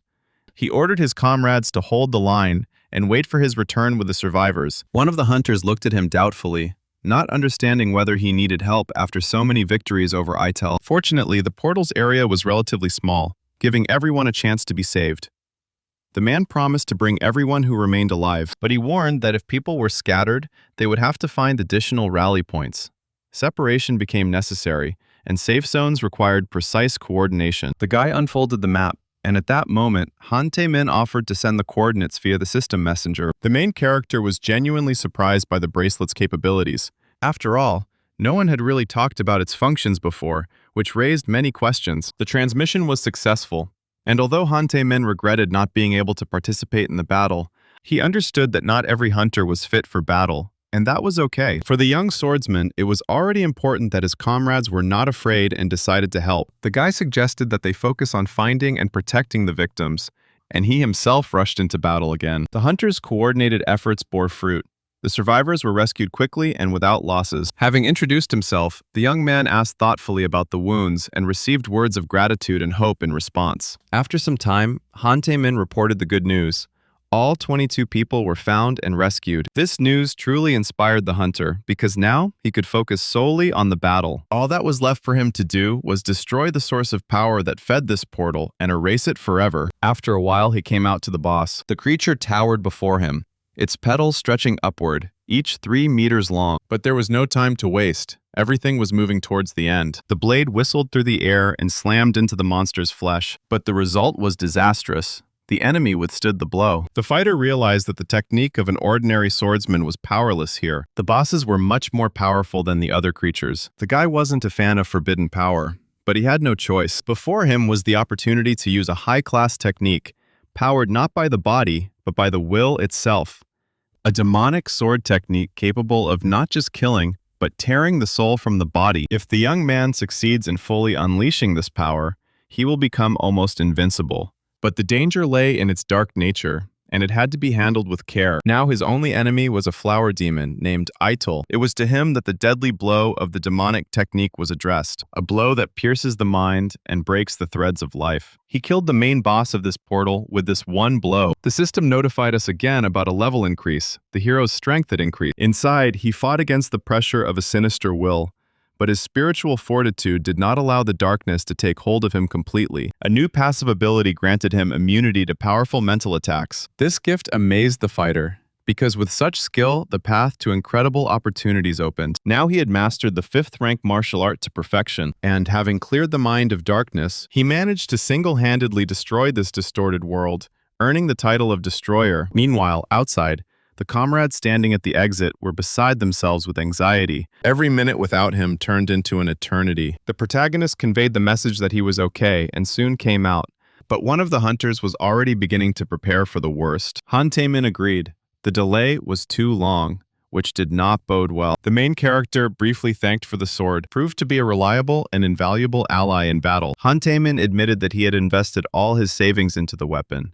It was a sword forged by dwarves, and he was glad that it had helped. But then, the head of the KR Guild, a 7th-rank hunter named Kim Min, approached the hunter. He reported that the group was about to enter the portal to carry out a cleanup and invited the hero to join, but their assistant stopped them, pointing to the disappearing funnel. The world froze. Everyone understood. This guy cleared the portal completely and single-handedly. It was unthinkable. He exceeded expectations and became a true battle beast. Kim Yoo-min was not happy that the main character not only managed to close the portal on his own, but he returned safe and sound, becoming a hero in the eyes of the assembled people, which irritated him. According to the official, all this was, of course, impressive, but the fact remained that the guy had broken the rules, because he was strictly forbidden to enter the portal alone, which was clearly stated in the laws. Han Tae-min had a hard time understanding this kind of logic, and simply ordered them to stop harassing the protagonist. Since he wasn't alone, he was accompanied. However, the man had no intention of backing down. He could barely contain his anger, as he was certain that he had indeed broken the rules and, despite everything, had entered the portal alone. Han Tae-min quickly realized that there was no point in arguing with him, but Kim continued to insist that he had warned everyone that the guy was going to come in himself, but no one listened to him. He loudly protested, insisting that if everyone were to act at their own discretion, then the laws would simply lose all meaning. Citizens began to gather in the streets, watching the unfolding scene with amazement and unable to understand why, instead of gratitude, accusations were being heard. People couldn't hide their outrage. How could representatives of the association allow themselves to behave like this in front of everyone? These words deeply affected the already irritated Kim Yoo-min. His face darkened, and he became even more angry. In a fit of rage, the official decided to show the awakened one what happens to those who dare to ignore the rules, grabbed him by the clothes, and growled a threat. The young man met his gaze calmly, without moving or showing any aggression in response. Kim Yoo-min said that if he dared to hit, it would be another violation, and he would personally ensure that the boy went to prison and wrote letters of complaint to his mother from there. The protagonist silently listened to the stream of verbal aggression, until suddenly someone's fist slammed into the official's stomach. Kim Yoo-min doubled over and collapsed to the ground, losing control of the situation. It was Kim In-yoo, who was furious at the official's absurd behavior, and thought it would be better if he thanked the hero for saving lives and closing the portal. The man loudly declared that accusing a person who had saved dozens of people of a crime was the height of ingratitude, and in general, did he even know why the awakened exist? Kim Yoo-min didn't even realize that the person standing in front of him was the KR guild leader himself, the one who had struck him. Meanwhile, another person came out into the street, Shin Woo, calling on everyone to calm down. He heard the entire conversation. This man, the vice president of the Awakened Association, he began by apologizing to the townspeople for failing to react in time, promising that this would not happen again. If someone is injured, they are entitled to free treatment at any hospital that cooperates with the association. All expenses will be covered. One elderly man, barely containing his emotions, said that without the young hero, they would not have existed, and asked not to punish him. Another man burst into tears, admitting that he had never even hoped to see his family again, and was convinced that the boy did not deserve blame. Shin Woo tried to calm him down, promising that no sanctions would be applied against the hero. He suggested that everyone update their bracelets so that they work properly, and added that if the association reverts to the old methods, no one will allow it to happen again. The young hero was surprised by such a fair decision, not expecting that everything would turn out exactly like this. Shin Woo reported that the status of a loner officially allows entry into the portal without a team, and the hero did not violate anything. Moreover, Soo-hyuk, who performed the feat, saved many lives, and therefore deserves to be awarded. He invited the crowd to applaud the hero, and the crowd responded joyfully, bursting into applause. Thanks to the intervention of the vice president, the conflict was quelled before it got out of control. For his behavior, Kim Yoo-min was temporarily stripped of his awakened license for 3 months and sent for retraining, after which he faced 6 months of service at the front. But the young hero was promoted to rank 8 and given a cash reward of 20 million won. Although the association has a modest budget, they have given as much as they could, which is quite generous. However, the guy honestly admitted that this amount also seemed excessive to him and asked not to worry. The only thing he asked was that his name not be mentioned in the news and that they not make a star out of him. Shin Woo was surprised by such modesty, but readily agreed to fulfill this request. The guy sincerely thanked him for his support, after which he went home, and soon he found himself on the floor, looking at rare mana stones. Each of them was worth about 80 million won, and he got 2 at once, an amazing bonus. He remembered that it was Han Tae-min who gave him the stones, since he himself did not have time to collect the loot while saving people. As a result, another 160 million were added to the money from the association after taxes were deducted, bringing the final amount to 200 million. And the main character received all this wealth in just one tense but fruitful day. Now all that was left was to save up another 300 million to finally take out a mortgage and fulfill the family's dream of buying their own home. The young man called up the system menu and began to study the stream of information that fell upon him after completing the mission. Suddenly, he noticed that a simplified information display mode had become available and activated it. Now all the details were available at the command line, which made navigation much easier. The guy became interested in what exactly the title of Lesser World Destroyer provides and received the answer. When entering the portal alone, his stats increased by 5%. This made him happy because if such bonuses come with a low-level title, what awaits him in the future? It also opened access to a variety of new skills: 8 steps of Taiji, demonic sword, earth energy strikes, and others. The guy was surprised by such a number of techniques, especially the passive ability to resist mental attacks. In Huan, illusion magic and spatial manipulation were considered the most difficult. Now he could easily resist them. For an ordinary person on Earth to achieve something like this, it was necessary to achieve absolute harmony of spirit. And the main character got this state without any effort, just as a compliment to one of his new skills. If a guy can strengthen his harmony and increase his resistance, then even the strongest illusion will not be able to break his mind. Sua suddenly entered the room, which greatly frightened her brother, who was completely immersed in reading the information. According to her, the guy had been muttering something to himself for a long time, to which he replied that she should not pay attention. He wasn't quite sure why she'd even come in, but Sua had brought some sliced fruit. She thought it was time for a snack. After some time, everyone was sitting on the sofa in front of the TV, enjoying apples and relaxing. The news reported about a new portal that Sua was near today, and terrifying things were happening there. People fled in panic, and hunters rushed to the scene to stop the impending disaster. The protagonist was surprised, as if he didn't expect the portal to be so dangerous and unstable. He had asked not to reveal his name to the press, so there was no need to worry for now. But the guy understood that he couldn't hide his involvement forever.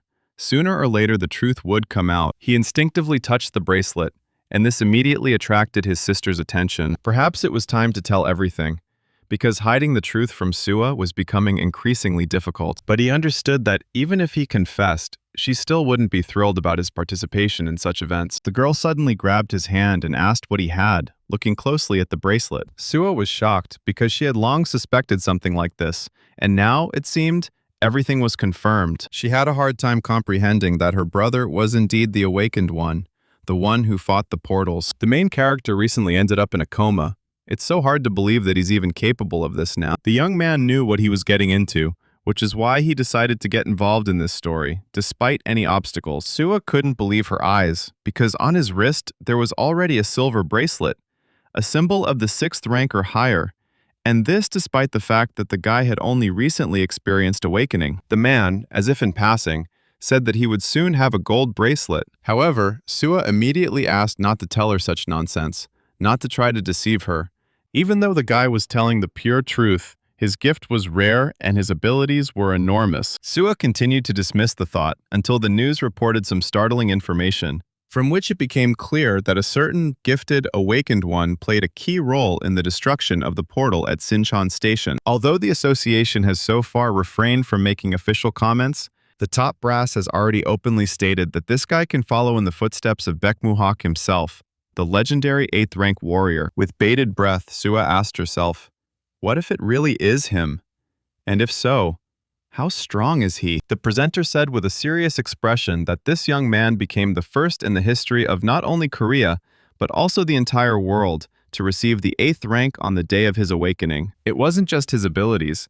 The guy with an incredible sense of justice threw himself into the thick of things without hesitation. Sua was in complete shock when she heard about the 8th rank, not believing her own ears. Meanwhile, the awakened one himself looked a little dissatisfied, since he had asked the vice president not to talk about him. The man he was the first to rescue from a deadly trap said in an interview that at that moment, he was thinking only about his family, his daughter and beloved wife, and wanted only one thing: to survive. When that young man appeared, tears welled up in my eyes. Relief gripped my body, like the warmth of the spring sun. He honestly admitted that he had not believed in heroes since childhood, and yet this time, his faith was reawakened. However, the guy himself could not consider himself a hero. After all, he was sure that every awakened person is obliged to act exactly like this, without hesitation. From that day on, tension hung in the air, as if something was about to happen.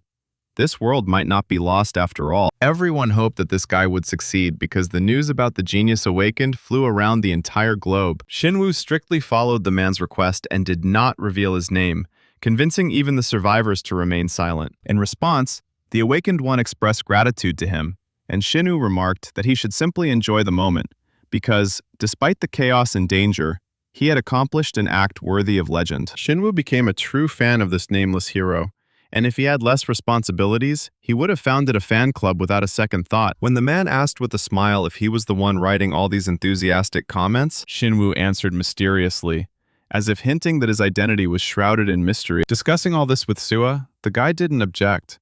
Perhaps it's worth confusing the parents a little. After all, if they find out the whole truth, they won't be able to bear it. Their nerves simply won't be able to cope with such a revelation. The next goal was clear. The gold bracelet must be obtained as soon as possible. After all, this is a symbol of the 9th rank and higher, giving the right to state protection and privileges. The third and no less important rule is to stay out of trouble at all costs. Even Sua understood that it would not be possible to hold this guy for long.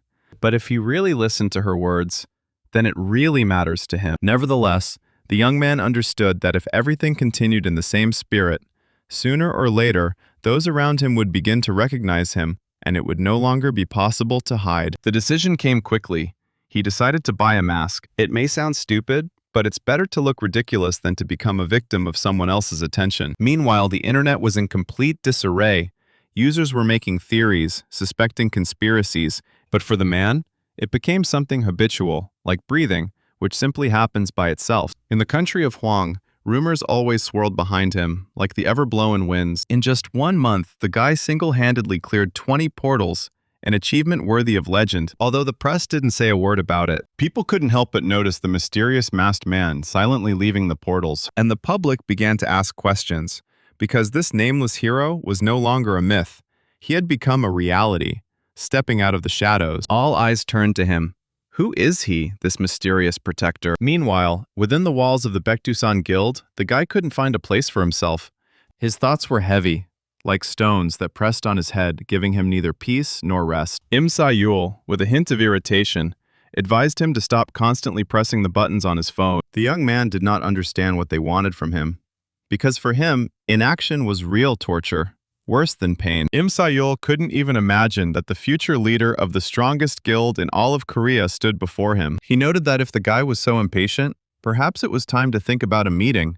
Otherwise, there would be no point anyway. The guy asked in surprise if this was a joke, to which Im Sa-yul nodded reservedly. It seemed the time had come. Sitting and tormenting yourself with anticipation is useless. If the meeting happens, then ignoring it will no longer be possible. Suddenly, the ice covered the young man's legs.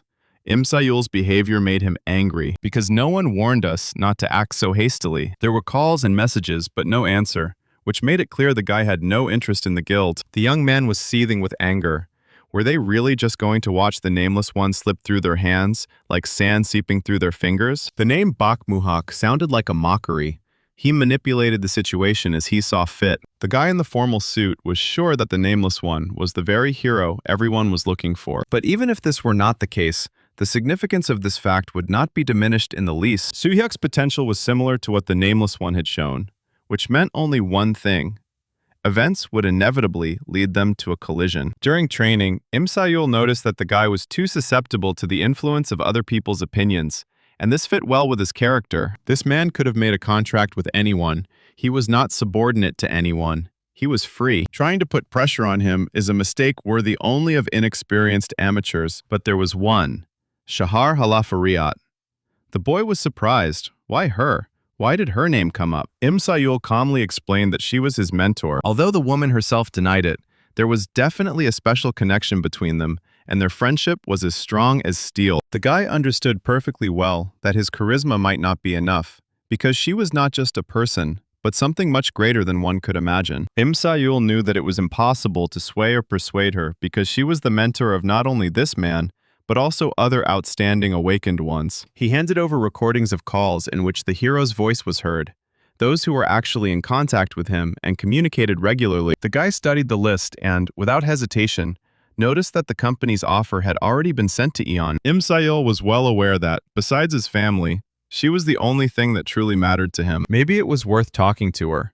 The chance of success was worth the risk. The man gave permission, but he himself wasn't sure what the next step would be. Im Sayul assumed that she would sign a contract with their guild, and this would undoubtedly raise their chances of winning to a new level. The guy asked what would happen next. Would they contact the nameless man directly? The plan proposed by the intriguer Im Sayul seemed quite tempting to him, and he immediately gave the order to begin without delay. After some time, a man named Suhyuk stepped into the portal, with the obvious intention of earning some money. Fought giant praying mantises, wondering if the creatures are using space-time distortion. He used a fighting technique known as the Iron Fist, piercing his enemies with his unbreakable power. He ended the battle with a blow from destructive darkness. There was no hope left for the monster to save itself. Finding himself among a pile of corpses, the man received a system message. His level had increased. Full synchronization with the A-rank technique called Iron Fist was also achieved. Looking at the energy flows pulsating around his body, the man muttered about the need to grow. It was as far from ideal as the moon.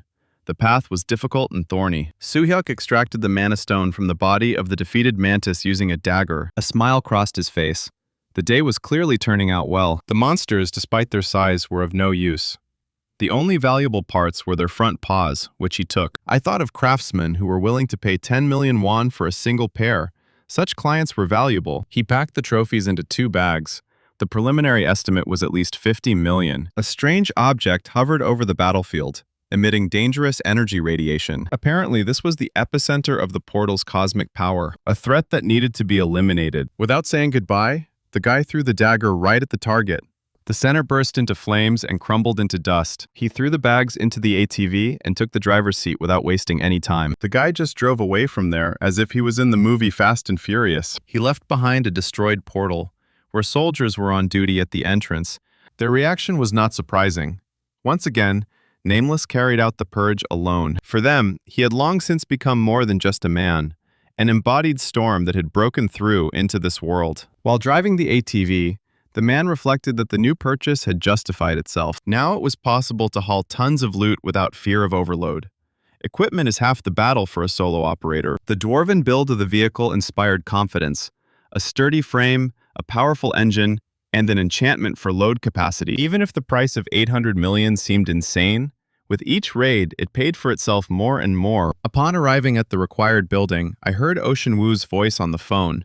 He was already aware of the successful cleanup. Suhyuk confirmed the information. He had 2 pairs of praying mantis paws and several mana stones on his hands. Ocean promised to send specialists for an assessment. The man, in turn, asked about rank 6 to 7 portals. The answer wasn't encouraging. All the good spots had long since been snapped up by guilds. Only low-ranking portals remained. Although, perhaps it's time to allow yourself a little rest. Work takes too much energy. Ocean offered to go up to the office for coffee, but the man declined, promising to stop by later. Ocean promised to personally convey the estimate of the production as soon as the figures were known. Suhyuk walked slowly down the street, mentally returning to his goal: to reach rank 9 as quickly as possible. Only then will he be able to reveal the truth to his parents, without fear and concealment. His gaze fell on the phone screen. A message from Soa. The girl told him to come back immediately. He swaps and sees a message from Becky Yan, too. She's received an offer from the Baek Dusan Guild. The terms are so favorable, it's hard to believe. She asked for advice. Should she agree right away, Or would it be better to first sort out the guild's internal politics? She was thrilled to the depths of her soul, and, if everything worked out, she suggested celebrating it at a restaurant. Soo-hyuk replied with a slight smile. Let him let me know as soon as everything is approved. He'll try to be there. After a short correspondence, the man ordered food in one of the empty cafes. It was too early for lunch. That was the reason for the silence inside. He caught snatches of someone else's conversation. Two people were discussing the nameless one. It turned out he'd recently visited the association, having donated his mana stones and paws. Even the vice president got involved in the sales. It's not every day you come across a newcomer with such power. No surprise, the guy, even though he had only recently awakened, had already attracted the attention of the powers that be. Apparently, influential forces are trying to secure his loyalty, as competitors are not sleeping. If he goes abroad, there's guaranteed to be a media scandal. Losing someone like that would be catastrophic. They even said that he was capable of eclipsing Baek Muhaka himself, a living legend. The interlocutors changed the subject and began talking about Tranan, a mysterious world that they had not been able to study. The portal has been open for 3 months, but the energy center remains unknown. People are nervous. It's strange that there haven't been any protests yet given the tension surrounding the situation. But what's more interesting is that the association has made contact with the elves from Elfenheim. The new elf instructor had arrived quite recently. Her beauty was almost supernatural. The elves created a device capable of determining the center of portal energy within a kilometer radius. Having finished his meal, the man approached the cafe employee to pay for the order. The usual bustle reigned on the street. There were no more free portals left. Temporarily, no work was expected. However, going to Tranan alone was still too risky. But perhaps now was the chance for a breakthrough. He picked up the phone and dialed Ocean's number. The line was busy. Soo-hyuk chuckled, realizing that everyone was up to their ears in work. But if you hurry, you can bypass the guild hunters and hit the jackpot. Pak Mugi approached the man. Soo-hyuk met his gaze. With so much fame at such a young age, it's no wonder the guy became a little arrogant. He called the young man by name, grinning. Nameless Hero is a very fitting nickname. The man said that he was a busy man, and added that he had little time, so he would speak to the point. The guy knows who's in front of him? Soo-hyuk was genuinely surprised, and made it clear he didn't know. Irritated, Mugi stated his name, noting with a hint of bitterness that the other person seemed unwilling to communicate. The protagonist glanced at him with a slight grin, silently making it clear that he himself was not particularly fond of empty chatter. Is this all just complexes, or a stubborn desire to prove something? In a world where force is everything, such questions seem naive. The mage suddenly began to emanate a dark, oppressive energy, with a hint that if this was how things were going, he would show what true power was. The boy summoned a dragon made of dense shadow, and he directed this creation straight at his opponent. Soo-hyuk deftly dodged the monster's first burst of rage, realizing that he possessed an ability that made him nearly invisible. A shadow shaman that moved at lightning speed. It is not surprising that such a technique became his main weapon in battle. Easily dodging attacks, he realized that he couldn't hold back. He would have to make a real effort, or just get out of here, in a good way. Mugi continued to pump up his magic with a grin, noting to himself how deftly his opponent dodged the deadly blows. But, he added silently, tricks weren't everything. Eels couldn't be trusted. The guy felt anger boiling in his chest, and clenching his teeth, he broke into a rapid dash, intending to put an end to this farce. Concentrating his strength in his fists, he rushed forward. But the attack was not completed. A new burst of aggression from the creature was too close. Using an illusion technique, he created copies of himself, sending them into battle to surround the enemy from different sides. Slightly taken aback, the magician noted with surprise what was happening.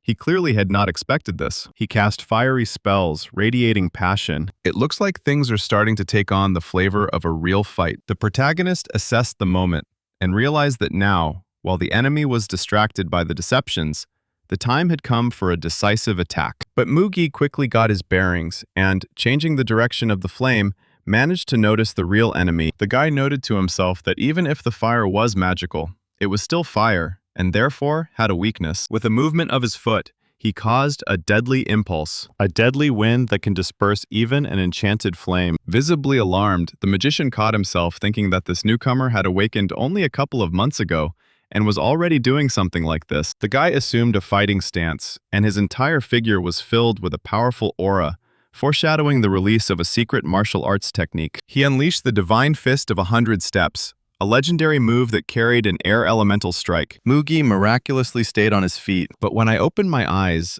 I saw, as 2 fingers of his opponent were already on his chest. With a serious look, he made it clear that this was the point of death. Touching it meant the end. The shocked magician froze, not knowing how to react. Such art does not belong to magic. It is something else. The guy calmly said that he didn't understand the reasons for his appearance, but hoped that their paths would not cross again. The relationship between them and his guild is no longer friendly. There will be no more warnings, only death. Mugi shouted out a defiant name of his enemy and asked if he understood that the entire structure of the 8 worlds was hunting him. Does he seriously think these groups are noble heroes? Perhaps he has the power, but handling such a colossus alone would be suicide. He needed to join them, and then any door would open. He's doomed alone, but with the guild's support, he can achieve anything.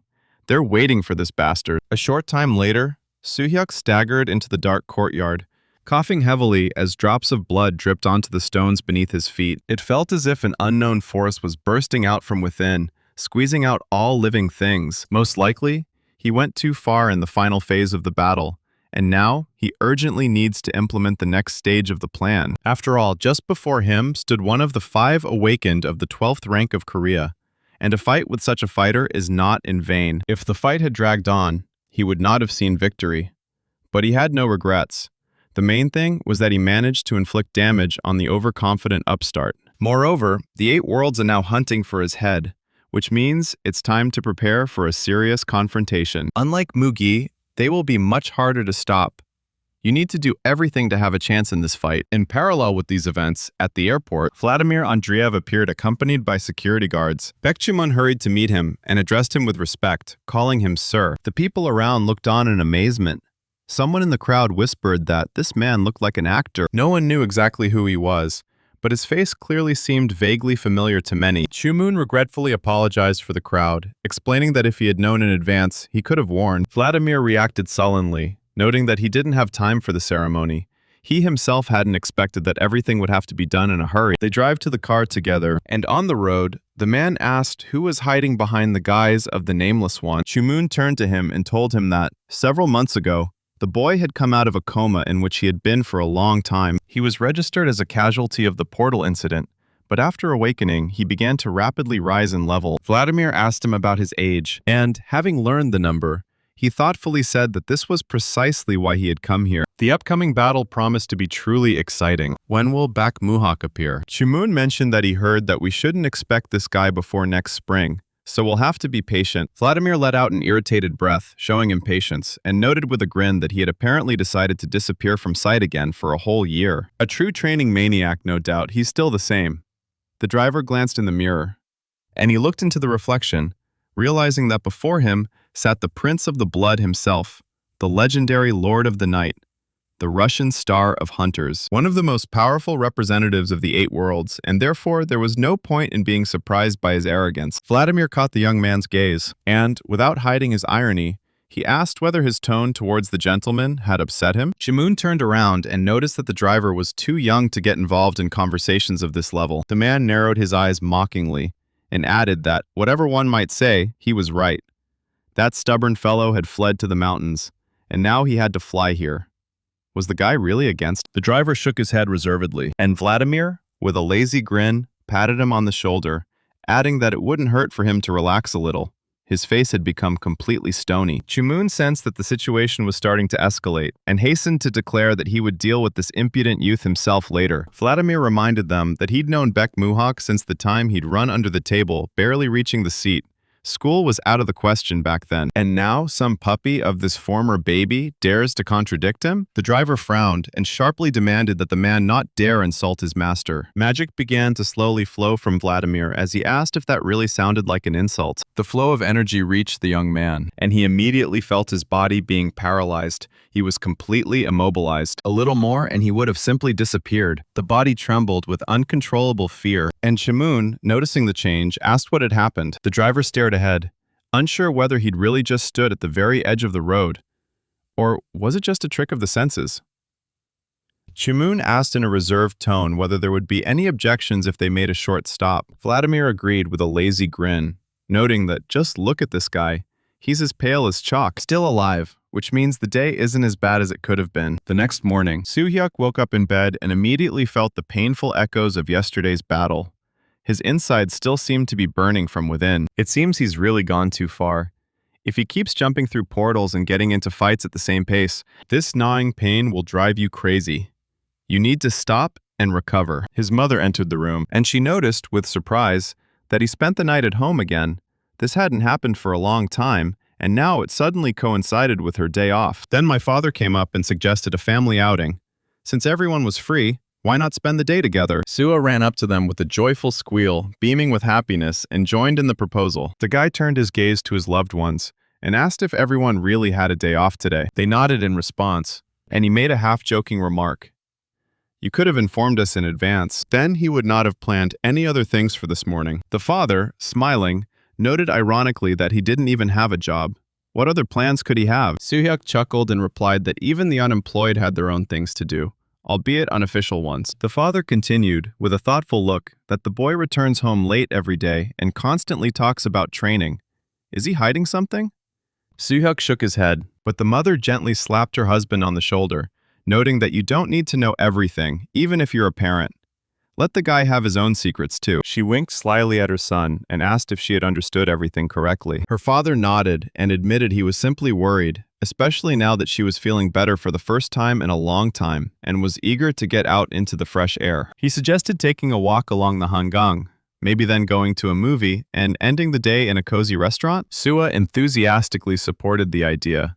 It had been so long since they had spent time together as a family. Soo-hyuk agreed with a slight smile, noting that, in that case, Mom wouldn't have to cook today. The woman clenched her fist, squinting, asking with displeasure what he meant by that.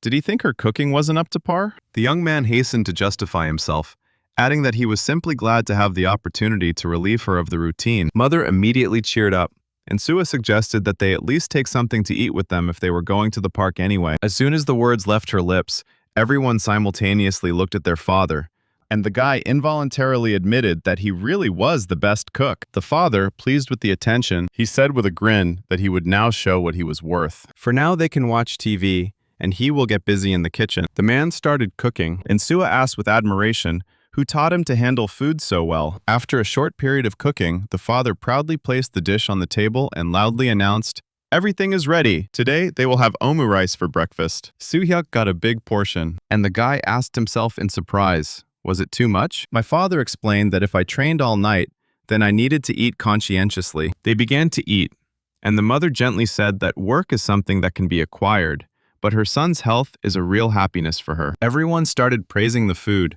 and the boy suddenly felt a warmth he hadn't felt for a long time. This house wasn't crowded, it was cozy, but the thought still wouldn't leave me alone. Maybe it was time to open up. The father, noticing that the boy was lost in thought, asked if he had anything to say. He had barely touched his food. Soo-hyuk put his spoon down on the table. He exhaled and admitted that yes, indeed, there is something important that he had wanted to talk about for a long time. Sua immediately understood what her brother was about to tell her, and with a quick movement, she made it clear that she shouldn't say it out loud. The young man nodded to his sister, wondering where she got such insight from. It seemed as if she could read minds. If the boy reveals the truth to them, the parents will be afraid that they risk losing their son again, who has only recently returned from a coma. The young man had about 500 million won in his bank account, a fairly substantial sum. With another loan, he could have bought a spacious 30-pyeon apartment for his parents, just as he had dreamed, but Mugi's warning still echoed in his head. The world's top 8 would start hunting him. To stand up to people like them, you will need not only strength, but also influence. And influence, as we know, requires money. The boy decided to endure it a little longer. It was all for his parents, for his family. A short time later, the whole family got into the car and hit the road, enjoying the rare opportunity to spend the day together. Soo-hyuk watched the passing landscape and noted to himself how much the car was shaking. They needed a new one for a long time. The sister pointed her finger out the window, pointing to a bright advertisement. Where the awakened ones showed off, it has now become a common sight. Being awakened has become prestigious these days. The profession is respected, less dangerous, and some have even become celebrities. If she had had the strength, perhaps the family would not be languishing in poverty and would live in prosperity and security. The mother nodded in understanding, but added that she did not want her daughter to carry other people's lives on her conscience.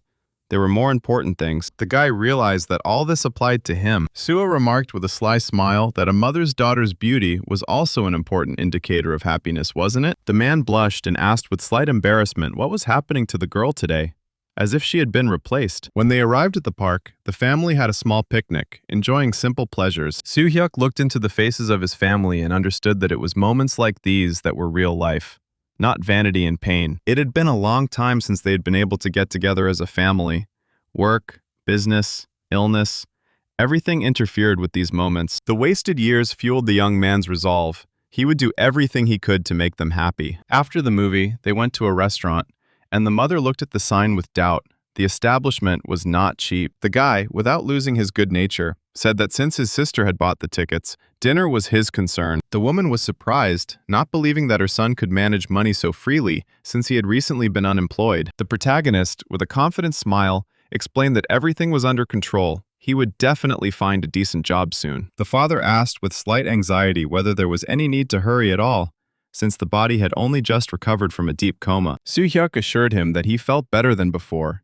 He had plenty of energy, and the rest had helped him recover. The mother warmly thanked her son for his efforts, and noted that if things got tough, he should definitely tell her. When the plates were empty, the guy sighed with slight sadness, as if he didn't want to let this day go. The parent detected sadness in the boy's voice, and asked with interest what exactly had upset him so much. It turned out that the man was depressed by how quickly this rare day flew by, like sand through his fingers. The wife laughed and said that her husband was becoming more and more sentimental, just like their son. She admitted that such displays of warmth are sometimes even frightening. They are too touching. The father glanced around the area and asked in surprise where Soo-ah was. The girl still hadn't returned. Soo-hyuk stood up from the table, and he went in search of his sister, assuming that she might be lingering somewhere nearby. At that moment, Hanaryum slapped Soo-ah. The girl was with her friends, and they all made fun of Soo-ah in unison, saying that there was no place for such people in the rich people's area. With contempt and disdain, they advised her to simply leave and not disgrace herself. And Ryum grabbed the girl by the clothes, and, raising her hand threateningly, she asked who she thought she was. At that moment, Soo-hyuk caught the girl's hand, looking at her with a cold, contemptuous expression. The guy pointed out that what was in front of him was just an illusion, a mask. She was not who she claimed to be. And Ryum narrowed her eyes and defiantly asked who he was to interfere in her affairs. The young man didn't try to hide it. He was Soo-ah's brother, and he wasn't going to allow such treatment of his sister. Soo-ah rose from the ground, persuading her brother not to get involved, saying that everything was fine, it would work out. But the young man was seething with rage. He was not going to turn a blind eye to the fact that someone had raised a hand against his sister. Dark magic fluttered in the air as he called the offender disgusting. Dark energy reached out to the girl, filling the air with tension, and she, gripped by panic, and with an evil aura around her, she began waving her arms, screaming as if in madness. Soo-ah couldn't help but laugh as if she was watching a circus, and asked if she had imagined it all. And Ryum, turning to her in a rage, was indignant. How dare she laugh at such a moment? Soo-hyuk's serious expression said it all. He discussed this with his sister privately later. He made it clear that if the girl didn't want any trouble, it would be best for her to back off. But Ryum only snorted and contemptuously reminded him that they were of the same poor blood. What could he do anyway? Soo-hyuk calmly remarked that poverty was no cause for shame. The girl, still sporting a mischievous grin, declared that in their world, everything is the other way around. The rich dictate the rules. They decide who can live where and who has the right to speak. If he wants to know why she can kill her sister and get away with it, let him listen. One call and they'll raise the rent so much they'll be out on the street. Let him get up and apologize. The young man was about to answer, but his sister squeezed his sleeve, begging him not to interfere. The guy realized that in front of him was a representative of a rich caste with money and power. But for him, she remained just a spoiled, loud-mouthed fool who dreamed of seeming important. Neither her clothes nor her status could hide her cheapness. And Ryum jumped up in rage and hit him with her bag. The young man, without losing his composure, easily intercepted the bag, which made the girl even more angry. She screamed that he had no idea how much this accessory cost. If you damage even a seam, you'll die. The young man shook his bag with a grin and asked why he was waving it around like a rag. And Ryum said with disdain that this thing was worth more than he earned in a month. The guy said it was strange. She looks like a beggar, but humiliates everyone. He demonstratively tore the bag open right in front of her eyes and a look of shock distorted the girl's face. This made her fall to the ground and with a trembling voice ask if everything that was happening was really real. Soo-hyuk looked at her calmly, smiling slightly, and assured her that this was not an illusion. This was real life. The girl froze, not believing her eyes. After all, her expensive bag had just been ripped apart in front of her. With fury on her face, she pointed her finger at the guy, sure that he should be punished. Two aggressive girls rushed towards the man, waving their fists, but Soo-hyuk effortlessly picked up his sister in his arms, and with grace, as if he were participating in some kind of dance, he dodged all their clumsy attacks. And Ryom turned pale, looking at him with real horror in her eyes, and thought, could it really be that this disgusting guy was awakened? The man took out his phone, which he had previously left on the recording, and he confidently declared that it was time to see what was captured on video. It turned out that all their mockery was captured on film. Just at that moment, a large sparkling ball flew towards him, but the guy reacted in time, stopping him with one hand, without even flinching. With a grin on his face, he glanced at the girl, as if asking if she really had security guards in store for her. Since he keeps talking about his worth, I'd like to see how the public reacts to this video online. He made it clear that this was his last warning, and that it would be better for her to leave her sister alone. Let him be glad that he limited himself to just a torn bag, and not something more destructive. Later, when the tension had subsided, they sat down on benches. Yi Soo-ah, with her head bowed, admitted that she felt a great deal of shame. She didn't want her brother to see her in such a pitiful state. It turned out that they had studied in the same class for 3 years, but no friendship had developed. From the very beginning, the girl had some kind of need to humiliate others. At first, a little, but by the second year, it became unbearable. It seemed like her father's business was improving, and it was starting to irritate her, especially after Soo-ah's brother woke up. Besides, Soo-ah herself was not only smart, but also beautiful. And irritation in such situations is quite natural. The boy remembered how, upon waking up, he immediately noticed how beautiful she was. He just exhaled heavily, asking not to take his words to heart. His emotions were literally seething. Soo-ah raised her head and, trying to remain calm, said that she didn't really care about Aryum. She was too arrogant to deserve even a drop of real anger. However, perhaps it was not so simple.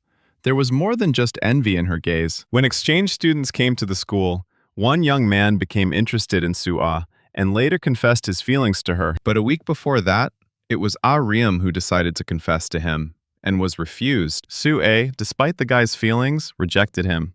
Her mother was sick, her brother was in a coma, and there was no time for love then. And all that was left for her then was to quietly laugh at that girl, thus taking revenge for all the insults, albeit petty, but from the heart. The guy irritably remarked that he should have torn out the girl's hair, not the bag. Soo-ah blushed, embarrassed, but admitted that his action was indeed funny. She even smiled, saying that at that moment, he seemed like a real hero to her. They say this can be considered a small setback before a great victory. Such days never happen again. If the boy became stronger, he would have a chance for real, serious revenge. But it was time to go back.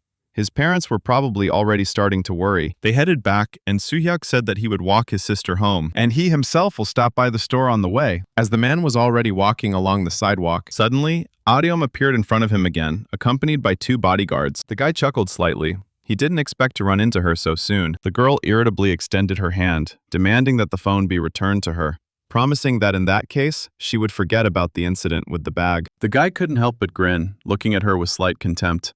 Surprisingly, she still didn't seem to understand that the situation had already gotten out of her control. Aryum's voice became sharp as a knife blade, making it clear that her patience was running out, and if he continues, the bodyguards will deal with him without further ado. Besides, she reminded, awakened ones are not allowed to attack ordinary people. Soo-hyuk calmly raised his palms.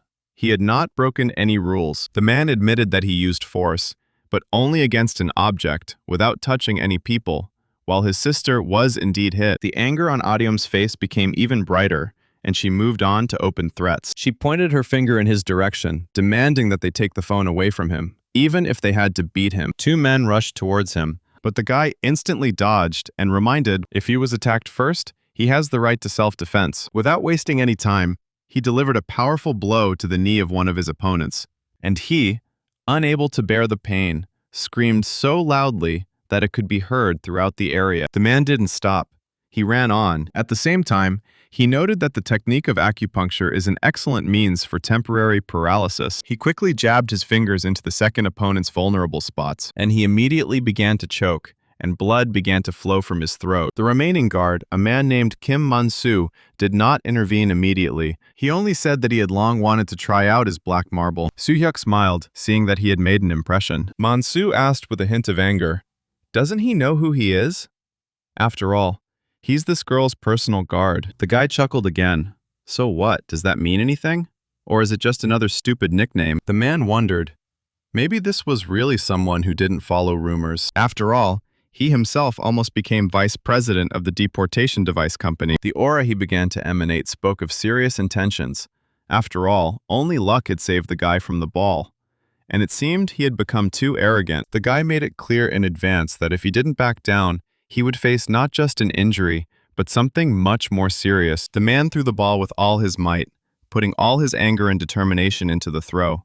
But Soo-hyuk, acting as if he had anticipated the blow, deftly dodged the flying cannonball. Looking closely at the iron projectile, the boy remembered Mansu's nickname, Iron Sphere, which sounded like an ominous title. The man was once the head of the Chunye Guild and was considered a 10th-rank awakened being. After losing the vice presidential election, he left his post and stopped participating in hunting, but retained his rank. If the man had continued his career, he could have reached heights that others are not even given the chance to look at. Rumors whispered that his throwing power surpassed even Mugi's, becoming legendary. Mansu admitted that the guy impressed him. After all, at first he thought that he had accidentally reflected the ball. Now the man realized he had been mistaken.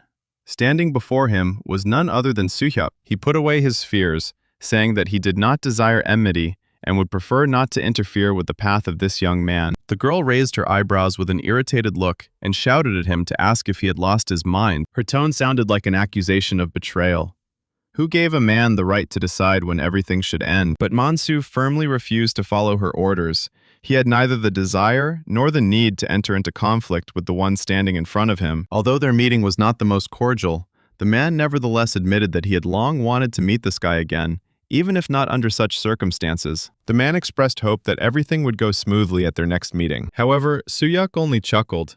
After that, it was hardly possible to pretend that they were friends. In the same calm voice, Mansu replied that there was no need to rush to conclusions.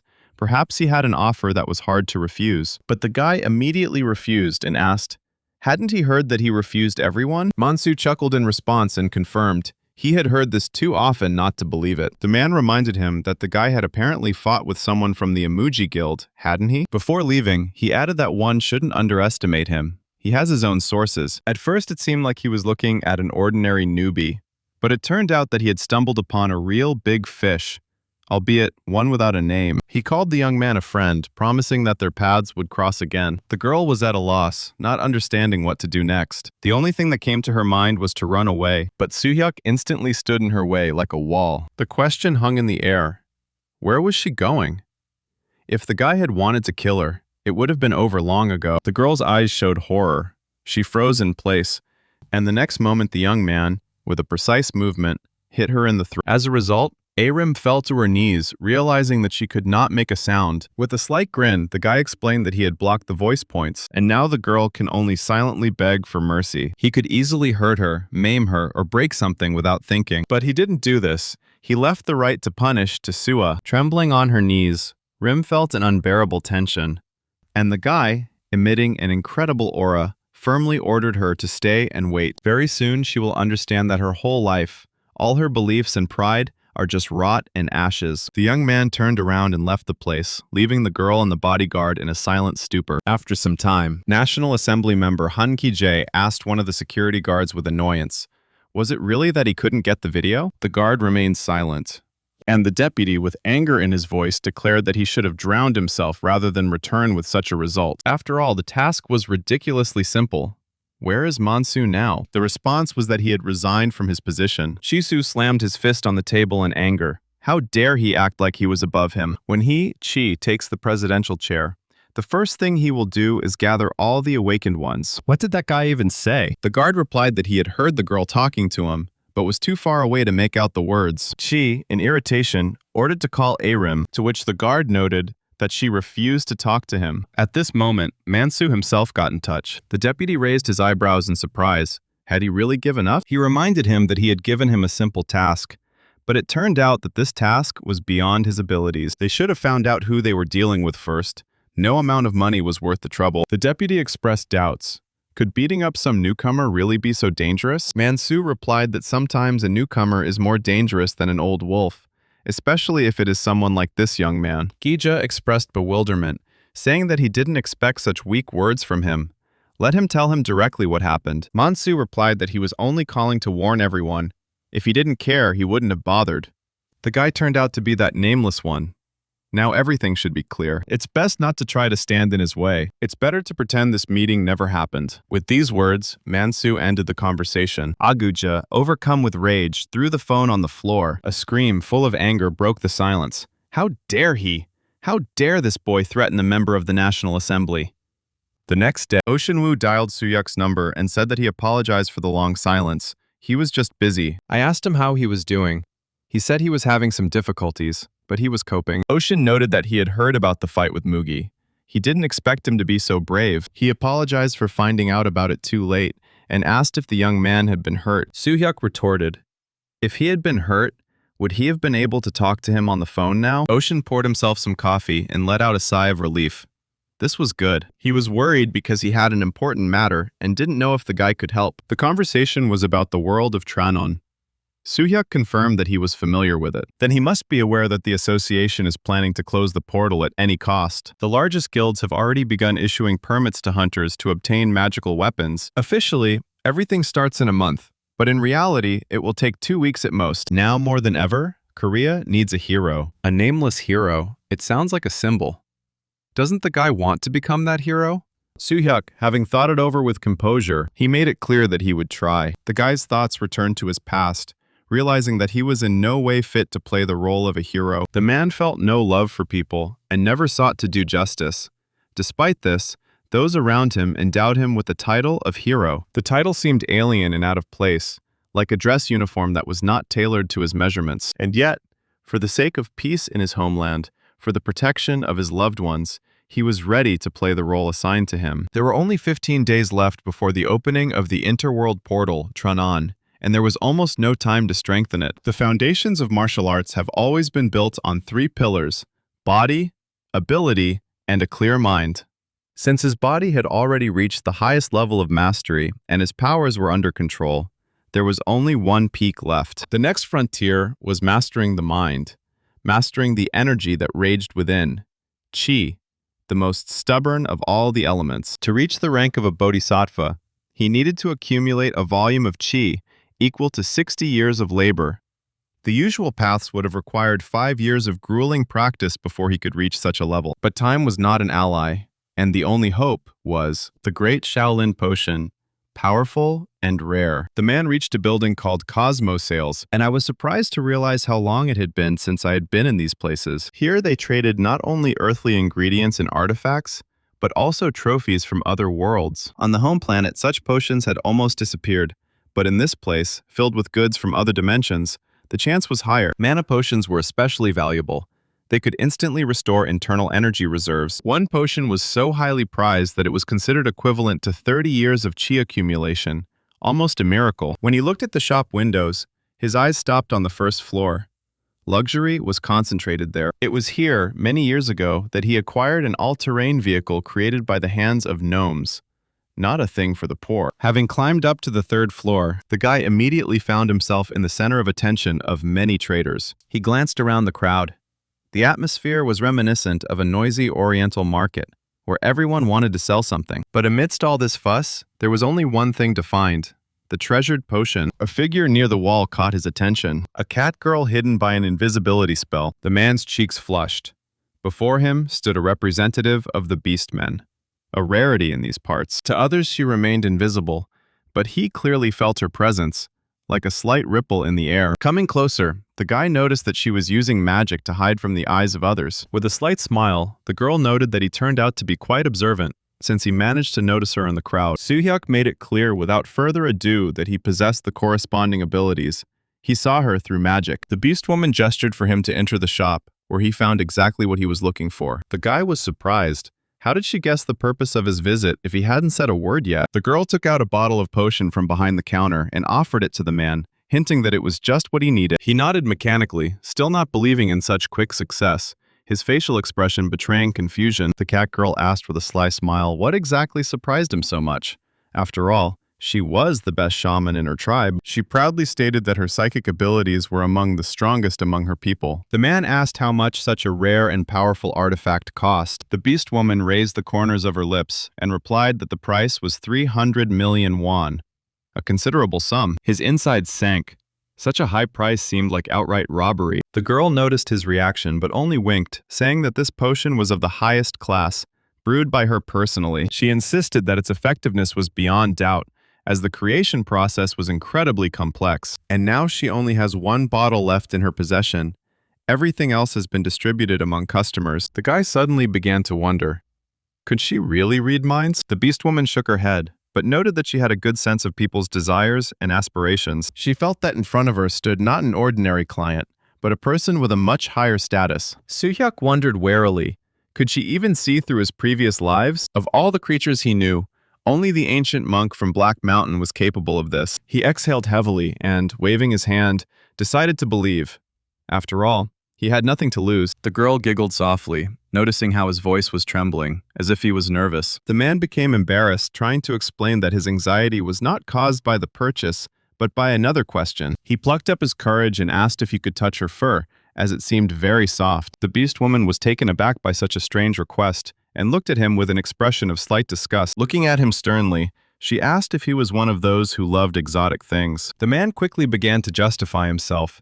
He didn't mean anything bad at all. He just thought that her fur looked amazingly silky and pleasant to the touch. With a sigh of relief, she suggested at least exchanging names. It would be easier to communicate that way. After a short introduction, she noted with a smile that she would remember his name, despite its oddity, but in exchange for trust, he had to confirm that he had no bad intentions. Soo-hyuk nodded with such conviction that there was no doubt left. The truth was on his side. The girl hesitated, then extended her hand to him, offering a simple gesture of friendship. The man shook her soft paw and asked curiously if they could now be considered friends. She admitted that in general, yes, but added that she chooses her friends carefully. The man noted with delight how soft her paw was, like a silk pillow. She narrowed her eyes, as if checking to see if he was joking, and asked if he was too fond of all things fluffy. The man admitted with a slight smile that yes, he has a weakness for everything soft and cute. The beast woman shook her head doubtfully, unsure whether to trust such strange confessions. A little time passed, and now the guy was already lying in his room,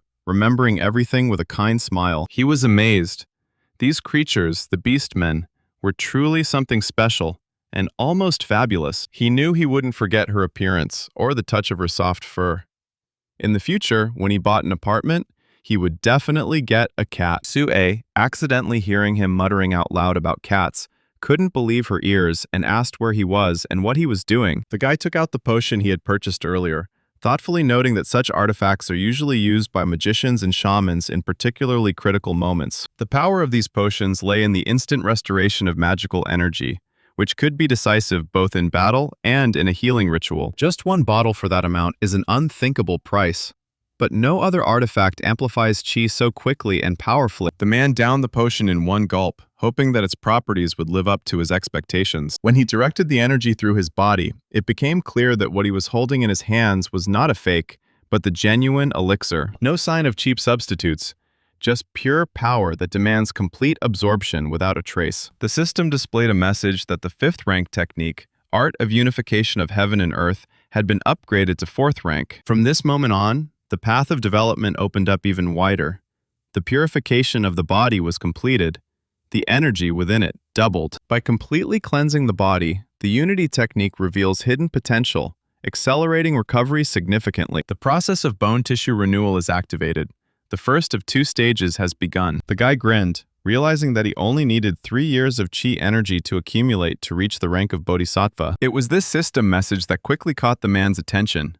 The bone renewal was a true miracle. Inwardly, he realized that the purification of his body had completely opened up paths for him that had previously seemed inaccessible. Every martial artist secretly dreams of energy flowing through the body without the slightest obstacle. The myth of bone renewal has long been considered nothing more than a beautiful legend, inaccessible to the living. In the country of Huan, those who achieved this were called demigods.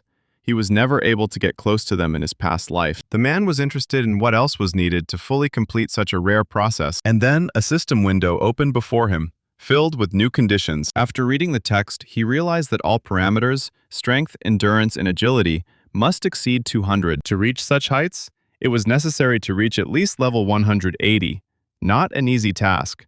However, the man did not feel disappointed, knowing that he still had to go through this path. In exactly 15 days, Soo-hyuk raced down the street on his ATV, feeling that the moment of testing had arrived. During this time, he managed to strengthen himself with another 2 years of chi, and the unity technique called to test its limits. The quad bike approached the fortified complex, the Tranon portal, where a soldier stopped him for inspection. The man calmly raised his hand, showing a hologram of his ID card confirming his identity. The guard confirmed the authenticity and added that the license must be registered before entry. Soo-hyuk was about to head towards the registration area when he suddenly heard someone calling his name. A mature man stood before him and introduced himself as Kim Yoon-soo, the vice president's assistant. He explained that he had received an order to accompany Soo-hyuk personally, and that he would now be his guide. The guy turned his gaze to the giant structure of the portal, mentally noting that the stories weren't lying. It really was colossal. Yoon-soo explained that another assistant was already waiting inside. Equipment will be provided on-site. The guy remembered the rumors.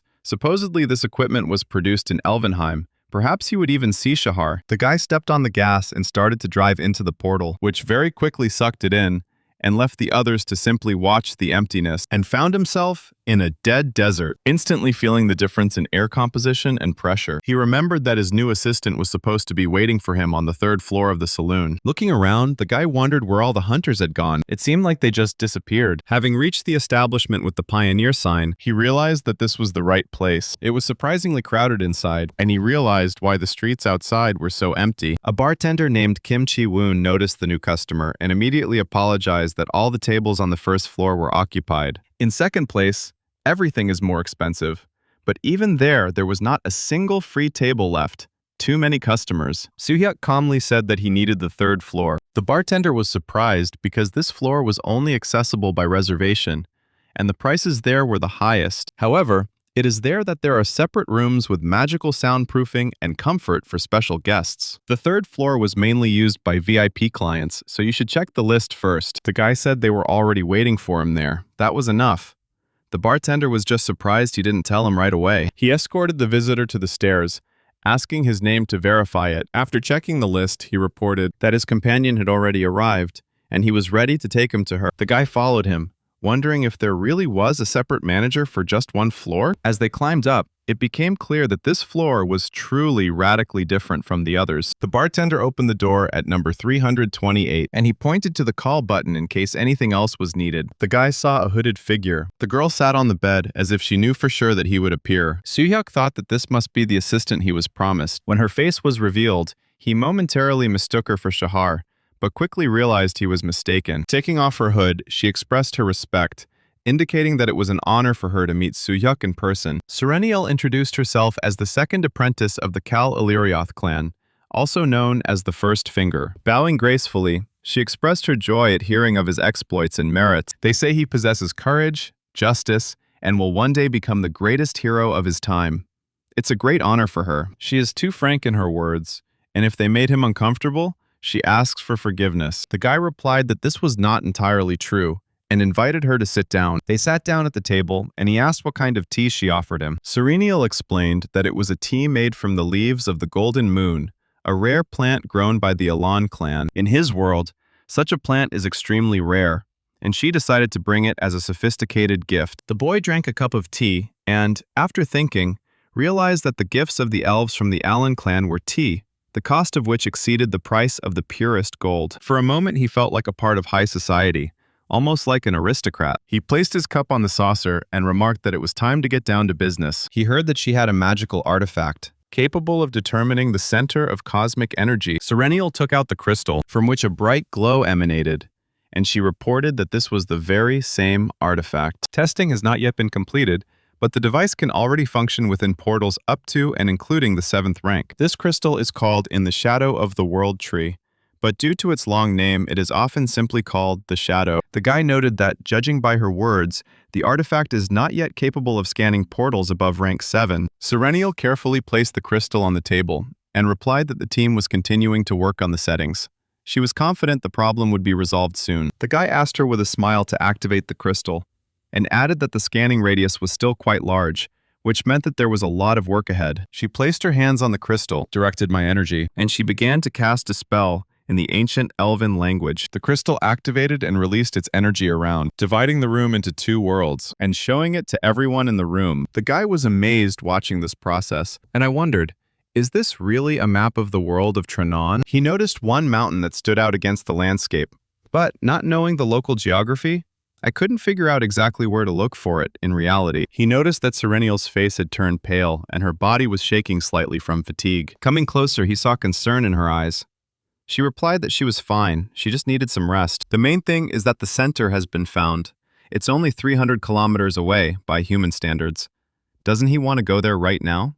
She looked at the guy in surprise when he suggested waiting until tomorrow. With a displeased expression on her face, she asked if it was because of her that he decided to postpone the trip. The guy again refused, adding that he was not going to go immediately since he himself was tired. He was about to leave, but she asked him to wait. Having said that this was his room and hers was next door, she left, promising that they would see each other early in the morning. Then the door closed. The guy spent the night in meditation, but he was interrupted when someone knocked on the door. He got dressed, opened it, and greeted Serenial, and asked if she felt better. She agreed and thanked him for his concern. They went outside and approached his ATV. He thought he had forgotten about it, and realized that it would be a little cramped for two people on it. He asked if she would mind if she had to sit in the back.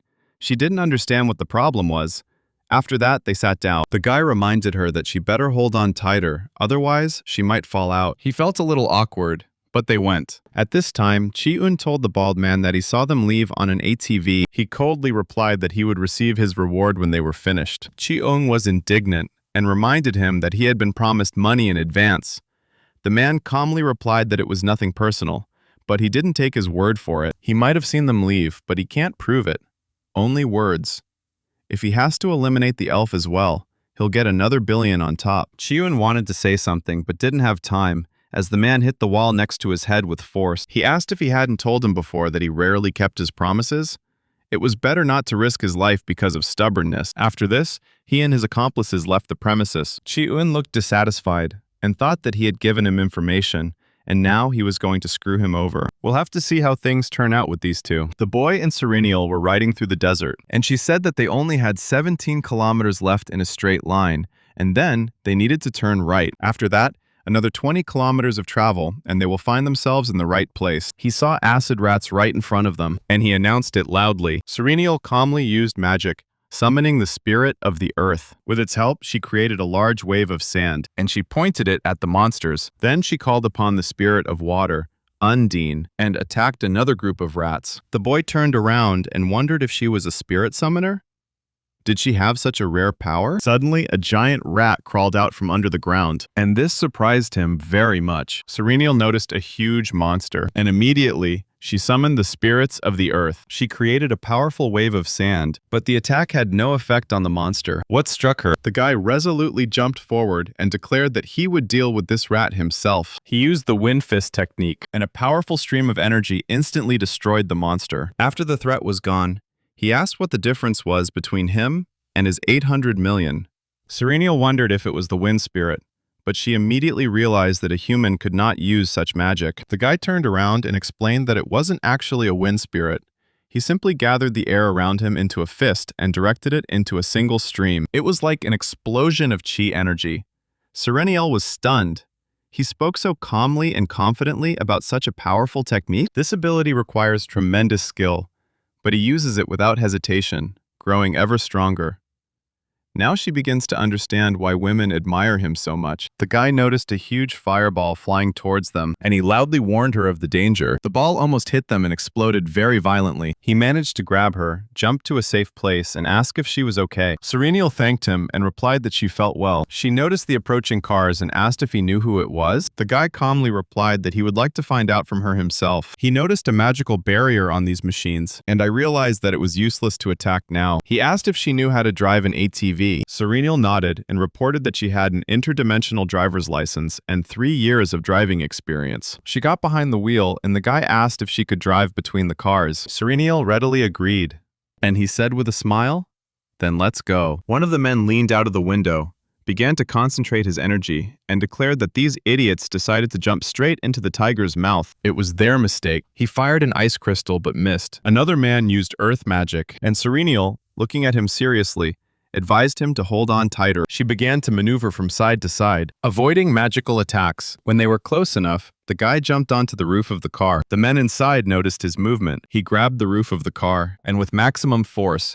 he began to pull her towards him. The bald man sitting in the next car laughed, and he asked if this idiot knew what he was trying to break with his own hands. It was tempered steel, made by the dwarves. He was stunned when he saw the guy tear off most of the roof with ease. Enraged, he loudly ordered them to attack him. The man climbed out of the car window and started using fire magic, declaring that he would smash it. The guy blocked the attack with the roof of the car and calmly asked, "Are you using that again?" Then he pulled out the driver of the car and quickly delivered several blows to his acupuncture points. The bald man, seeing this, asked in surprise what kind of monster was standing in front of him. When his gaze turned forward, he saw a large stone wall that appeared right in front of them. Serenial watched with a slight smile how their car crashed into a wall and began to flip over. The bald man thought in confusion, was he really going to lose that easily? He felt his strength growing and decided that he could not afford such a disgrace. Gathering all his strength, he jumped out of the car and, landing on not quite human legs, he covered his body with stone, promising to kill him. Soo-hyuk encounters a monster of unusual appearance.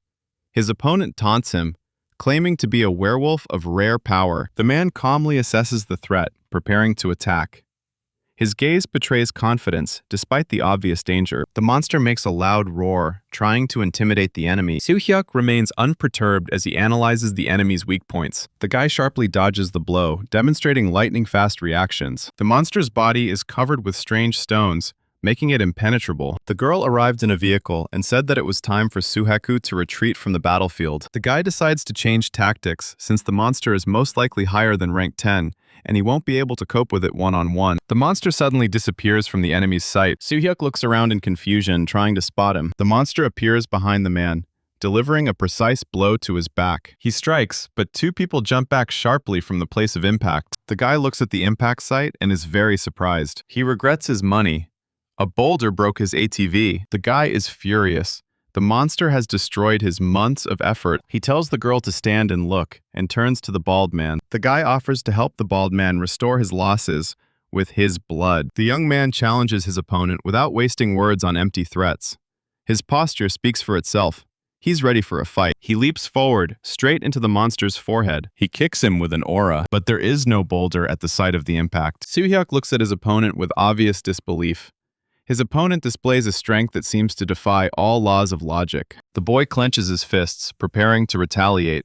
There's no fear in his stance, only a cold determination to continue the fight. A bald man emerges from the sand, mockingly commenting on Soo-hyuk's actions. The man analyzes the new opponent, noting strange abilities. Soo-hyuk watches as the enemy pierces the earth as if it were made of paper.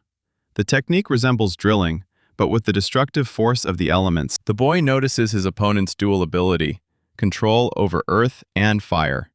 This complicates the fight, but doesn't stop him. He hits the ground near the guy again, but he manages to dodge. The guy realizes that the only chance to win is to pierce his skin. He thinks that there is a person under the stone and tries to hit him in the stomach. The guy activates the technique of destroying the insides, creating aura spikes around yourself. The man smirks, calling his opponent a fool. His words are a provocation, designed to throw his opponent off balance. The guy below already sees a swing aimed directly at his head. The boulder hits and cracks crawl across the ground. The girl in shock calls out to Soo-hyuk. She thinks that he is finished. The boulder grins and says that now it is the girl's turn. He declares that he is tired of the protracted battle. Otherwise, he would gladly be alone with her. The girl interrupts the monologue, attacking with renewed vigor. Her goal is to save the boy. She uses spirit techniques, and looking into his eyes, the monster says that he is finished, but in the next second, the fist comes towards her. The attack turns out to be very powerful, but for some reason, it doesn't affect her. The guy protected her by stopping the huge monster with his hand. The enemy is shocked by the unexpected turn of events. Soo-hyuk calmly quotes the proverb. The guy demonstrates how his attacks, like water, destroyed the enemy's stone defense. Soo-hyuk admits his mistake in underestimating his opponent's strength. The man coldly asks his opponent's rank, emphasizing the difference in their levels. At that moment, the stone is swung. The enemy suddenly loses the ability to move. Soo-hyuk reminds him that just recently he considered him weak. The boy approaches the immobilized enemy, his steps measured and merciless. The tension of impending retribution hangs in the air. Soo-hyuk explains that space is permeated with invisible lines of force. His hand points to one of them, as if drawing a line in the air. The man demonstrates how these lines can be used in combat. His fingers tremble slightly with concentrated energy. The lines begin to warp, creating chaotic patterns.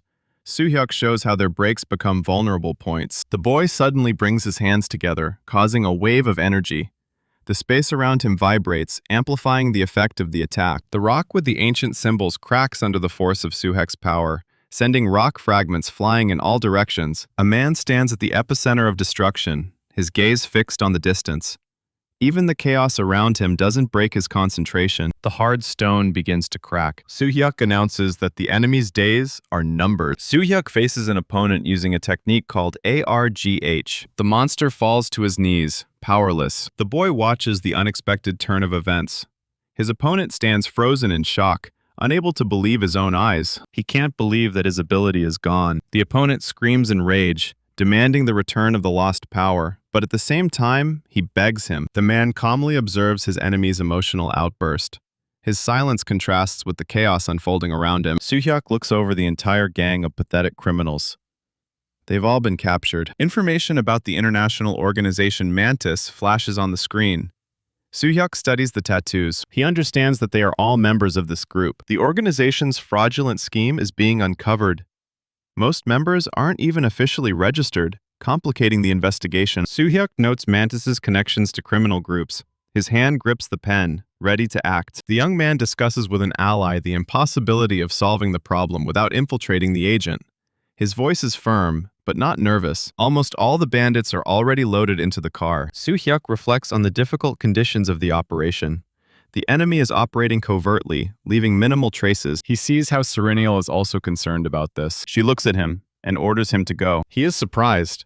Are we going to Black Fang? The message about the mission to find the Cosmo Energy Center makes Soo-hyuk frown. He has some doubts about this decision, but the woman bloodthirstily says that the criminals deserve harsh punishment. The bandits themselves are, of course, in shock. Soo-hyuk nods affirmatively, confirming his readiness to follow the plan. His gaze is fixed ahead, as if mentally replaying each step. The man makes a hand gesture, signaling his allies, and begins to move forward. They have a long journey ahead of them through the desert. After some time, they arrive at the saloon again. Someone in white shoes comes inside. It turns out, it's Vladimir in his guise. He was informed that the Nameless One was here. Where is he? People notice him and are shocked. What is a member of the Eight doing here? He tells them not to be afraid. Everything will be fine. Don't pay attention. He climbs up the stairs. Walking down the third-floor corridor, someone approaches Vladimir with a request for support. His tone is polite, but there's a hint of urgency beneath it. The boy says he has information for Volodya. Vladimir ponders human frailties as he plays with the ring on his finger. His smile conceals his true intentions. The guy doesn't quite understand what he's talking about. Vladimir listens to the target's movement data. His eyes narrow as he instantly analyzes the new data. The guy marks the route of the pursuit and says that the bandits are with them too. He also says that the young elf will appeal to the Russian. Vladimir comments sarcastically on the unexpected encounter. His posture conveys superiority, but there's a glimmer of interest in his eyes. The man catches his interlocutor's gaze, assessing the potential of an alliance. The silence between them speaks louder than words. At this moment, the guy in white cuts off the informant's head. Soo-hyuk grins at his opponent, who is covered in the dust of his own blood. His posture projects superiority, as if he had foreseen the outcome in advance. The man coldly comments on the futility of his opponent's ambitions. He asks another guy from the staff to clean up this abomination. The action moves to Black Fang Rock. A young man explores a cave marked with monster clusters. His gaze lingers on an area where his search has so far yielded no results. Soo-hyuk wonders about the location of the Cosmo Energy Center. Disappointment in his voice mingles with determination to continue the mission. An unexpected flood of water blocks the group's path.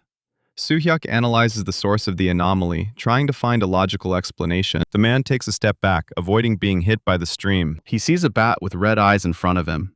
It scares him. The mouse takes off and activates his voice, shaking the walls. The girl can't stand this sound. It hurts her. The boy activates a sound barrier, blocking the enemy's attack. Waves of energy radiate outward, creating a protective sphere around his allies. Soo-hyuk adjusts the barrier's strength, monitoring the monster's reaction. His concentration never wavers for a second. The monster's body radiates cosmic energy, distorting the space around it. Soo-hyuk detects the anomaly, preparing for a counterattack. The girl notes the creature's connection with external sources of power. Soo-hyuk faces the main monster, whose armor resists even the blows of the wind. The guy changes tactics, looking for the enemy's vulnerable points. Wind energy concentrates around Soo-hyuk's hands, forming a vortex. His eyes sparkle with determination, his body tense for the final blow. The man releases a bolt of energy, directing it toward the monster's core. The explosion of light momentarily obscures everything around him. She's dodging and sends back its energy. The guy barely manages to dodge this fireball. Soo-hyuk watches as the mouse activates its defense mechanism when threatened. Its shields absorb attacks, forcing it to find a new approach. The man approaches the mouse, studying its structure. Each movement is careful, as if solving a puzzle. Soo-hyuk prepares to attack the flying abomination. The man pauses for a second, assessing his striking technique. A slight weariness is visible on his face, but determination burns in his eyes. He showers her with a hail of blows, and the mouse takes too much damage. She literally evaporated. The girl looks at this in shock. The guy's strength has surpassed all her expectations. The enemy, with its wings damaged, hovers in the air, flying over Soo-hyuk. The boy notes the enemy's lack of options. Wings were the basis of his attack. And now he gathers his energy into a fist and prepares to finish her off. He deals a crushing blow to her. The screen displays graphs of chi energy. Soo-hyuk analyzes the data, comparing it with previous readings. Soo-hyuk demonstrates the multiple wind fists technique. After a series of strikes, his energy remains at a critically high level. The boy tests the speed of his chi recovery, amazed at his own capabilities. His body responds faster than he expected. A man examines his battle scars, noting their rapid healing. His gaze is fixed on the distance, contemplating new goals. Soo-hyuk tests the limits of recovery and is pleased with the results. The guy sits down in front of the mouse, and it turns out to be much larger than usual. A young man stands before a huge structure radiating cosmic energy. His shadow dissolves in the artifact's glow. Soo-hyuk reaches out to the center, feeling the vibrations of the space. His face betrays a mixture of curiosity and caution. He thinks that he should destroy her right now. A man discusses with his allies the need to gather all the participants in the operation. Her finger points to the mana stone. Soo-hyuk proposes a meeting to coordinate forces. Every word sounds like an order that brooks no objection. Soo-hyuk holds a raw mana stone in his hands, studying its structure. His gaze expresses respect for the power of the artifact he acquired last week. He's already looking at where to sell it. The man hands the stone to his ally, emphasizing its value for future missions. Every movement is careful, as if he's afraid to damage the relic. A young man lays out 6 star stones on the table, noting their energy potential. His goal is to collect the 7th one to activate an ancient mechanism. Soo-hyuk compares the stones' readings, looking for patterns. Each artifact emits a faint glow, confirming its uniqueness. He understands that selling all the stones will bring him 2 trillion won. The man understands that this will cover all his expenses and the broken ATV. The girl refuses the additional share, demonstrating modesty. The elf explains the specifics of her worldview to Soo-hyuk. Her speech is calm, but her eyes betray a slight disdain for earthly values. The boy nods, acknowledging her point. However, his gaze is fixed on the horizon. He's already making new plans. An ally offers to teach Soo-hyuk martial arts. His posture conveys confidence, but there's a hint of doubt in his voice. The man politely declines, reminding them of his specialty. His response sounds like a diplomatic refusal, not a sign of weakness. The girl repeats that miracles are not her element. The girl shifts the conversation to tactics, avoiding further questions. She also becomes embarrassed. A man discusses plans with an elf woman to visit her home country. His tone is friendly, but there's a hidden curiosity about new knowledge. They decide to go back, and the car is already driving on the ground, or more precisely, on the sand in the desert. The guy talks about almost arriving at dawn. The girl looks thoughtfully out the window. She tells her to stop. She will get out here. The guy turns around sadly, realizing it's time to say goodbye to her. He stops where she asked. The elf girl thanks her ally for his help. Soo-hyuk says that even without her, everything would not have gone as smoothly as they would have liked. Soo-hyuk exchanges farewell words with his ally, reminding him of his promise to visit Elvenheim. His posture expresses confidence, his gaze directed toward the horizon. The young man nods briefly, confirming the agreement. There's no doubt in his voice. He'll keep his word, even if the journey is difficult. The girl expresses hope that the next meeting will take place in a calmer atmosphere. Soo-hyuk thanks her for their adventure together, waving briefly. His words sound sincere, but without unnecessary emotion. The elf says that her real name is Riel. Let him call her that. The guy admires her and agrees to her request. The girl turns towards the exit, signaling that the conversation is over. She waves her hand at the boy. The guy puts on his mask, presses the gas pedal, and he says that now he will create an entourage for them. The car roars and rushes straight into the portal, jumping up with speed and flying into the portal, flying out from there at high speed. Everyone around is shocked. They surrounded the car. The masked guy took out his trophy and showed it to everyone. Everyone is shocked at how he got the cosmic energy center out of such a dangerous place. He comes out and raises the artifact above his head, showing off in front of everyone. People are happy and shocked that the nameless man managed to do it faster than Vladimir. The man exchanges a glance with his ally, questioning the artifact's authenticity. The questions remain unanswered, but time is running out. The allies thank the nameless hero, offering to submit to the center's authority. Their voices sound convincing, but there's a hidden anxiety beneath them. The boy nods, accepting the terms. His decision seems hasty, but it's based on cold calculation. After determining the authenticity, the main character praises the hero. He takes his hand and celebrates his victory and the success of the mission. But people are not happy. They are shocked. Someone angrily shouts the nickname, Nameless. Now the entire crowd is chanting his name. The news of the target's sudden disappearance makes Vladimir frown. He rereads the lines, searching for a catch in every detail. The man notes a discrepancy in the report. His intuition whispers that the enemy is closer than it seems. The enemy cleverly covers his tracks, leading Vladimir down false routes. Every turn is a new trap, but the boy remains vigilant. The man slows his pace, analyzing the patterns of deception. His patience is a weapon against his enemy's haste. He discovers the portal's connection to the Korean Association. His fingers glide over the map, connecting the dots into a coherent web of conspiracy. The guy decides to leave the area. If the target has left, there's no point in staying. He is walking along the first floor, and suddenly he hears something. A couple of scuffs are discussing the fact that there is nothing special about the guy. The enemy leader contemptuously calls the men pathetic plebeians. The man turns to leave, ignoring the taunts. His goal isn't winning the argument, but completing the mission. An ally warns Backfly of danger. His words sound like a threat, but the boy only grins. He's already accustomed to risk. The man thanks him for the advice but continues on his way. Danger is his element. The action switches, and in a camouflage environment, the bodyguard meets someone. It turns out it's the vice president. The ally invites Soo-hyuk to begin working together, pointing to a hidden entrance. His gesture is confident, as if he'd been waiting for this moment for a long time. The man nods, following him. His gaze is wary. He doesn't blindly trust new proposals. A stranger in an expensive suit approaches Soo-hyuk, mentioning his recent exploits. His smile is filled with hidden meaning, and his eyes assess his every reaction. The guy remains neutral, neither confirming nor denying what he heard.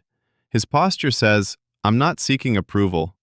The opponent asks ironically if Soo-hyuk enjoyed the attention. His voice is provocative, but underneath it, there's fear. The man shrugs, demonstrating indifference to other people's opinions. His silence speaks louder than any words. Information about an association linked to a secret organization flashes on the screen. Soo-hyuk highlights a key name, noting its criminal connections. The guy switches to the next document, his fingers quickly flipping through the pages. Time is working against him. The ally acknowledges the group's affiliation with an international organization. His gaze avoids Soo-hyuk, as if he's hiding something. The man abruptly ends the conversation, sensing a trap. Trust is a luxury he can't afford. The official tries to convince Soo-hyuk that the Magnus organization is not involved in the terrorist attacks. His words sound like a rehearsed speech, devoid of sincerity. The guy interrupts the monologue, demanding facts. His patience is wearing thin. He's not interested in playing politics. The news of the leak gives Soo-hyuk pause. He rereads the text, noting the threats to his superiors. The man closes his file, realizing he's become a pawn in someone else's game. His next move must be flawless. The ally apologizes for involving Soo-hyuk in political intrigue.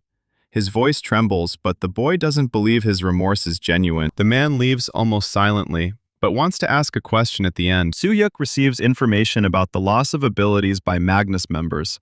He confirms that it is his work. The guy nods briefly, not revealing his role in this. Some secrets are best kept in the shadows. The news of the secret-keeping possibilities makes Soo-hyuk chuckle. He carefully folds the documents, hiding them in the safe. The man switches the topic to his promotion and the fact that it's time to give him money. He's happy, remembering his cool ATV. Vice says the association will legalize the transport of criminals and give it to the boy. A young man inspects a Jeep donated by the association. His fingers glide over the hood, assessing the quality of the illegally modified vehicle. Soo-hyuk nods, accepting the gift. His silence speaks louder than words. He knows the obligations behind it. An ally demonstrates the machine.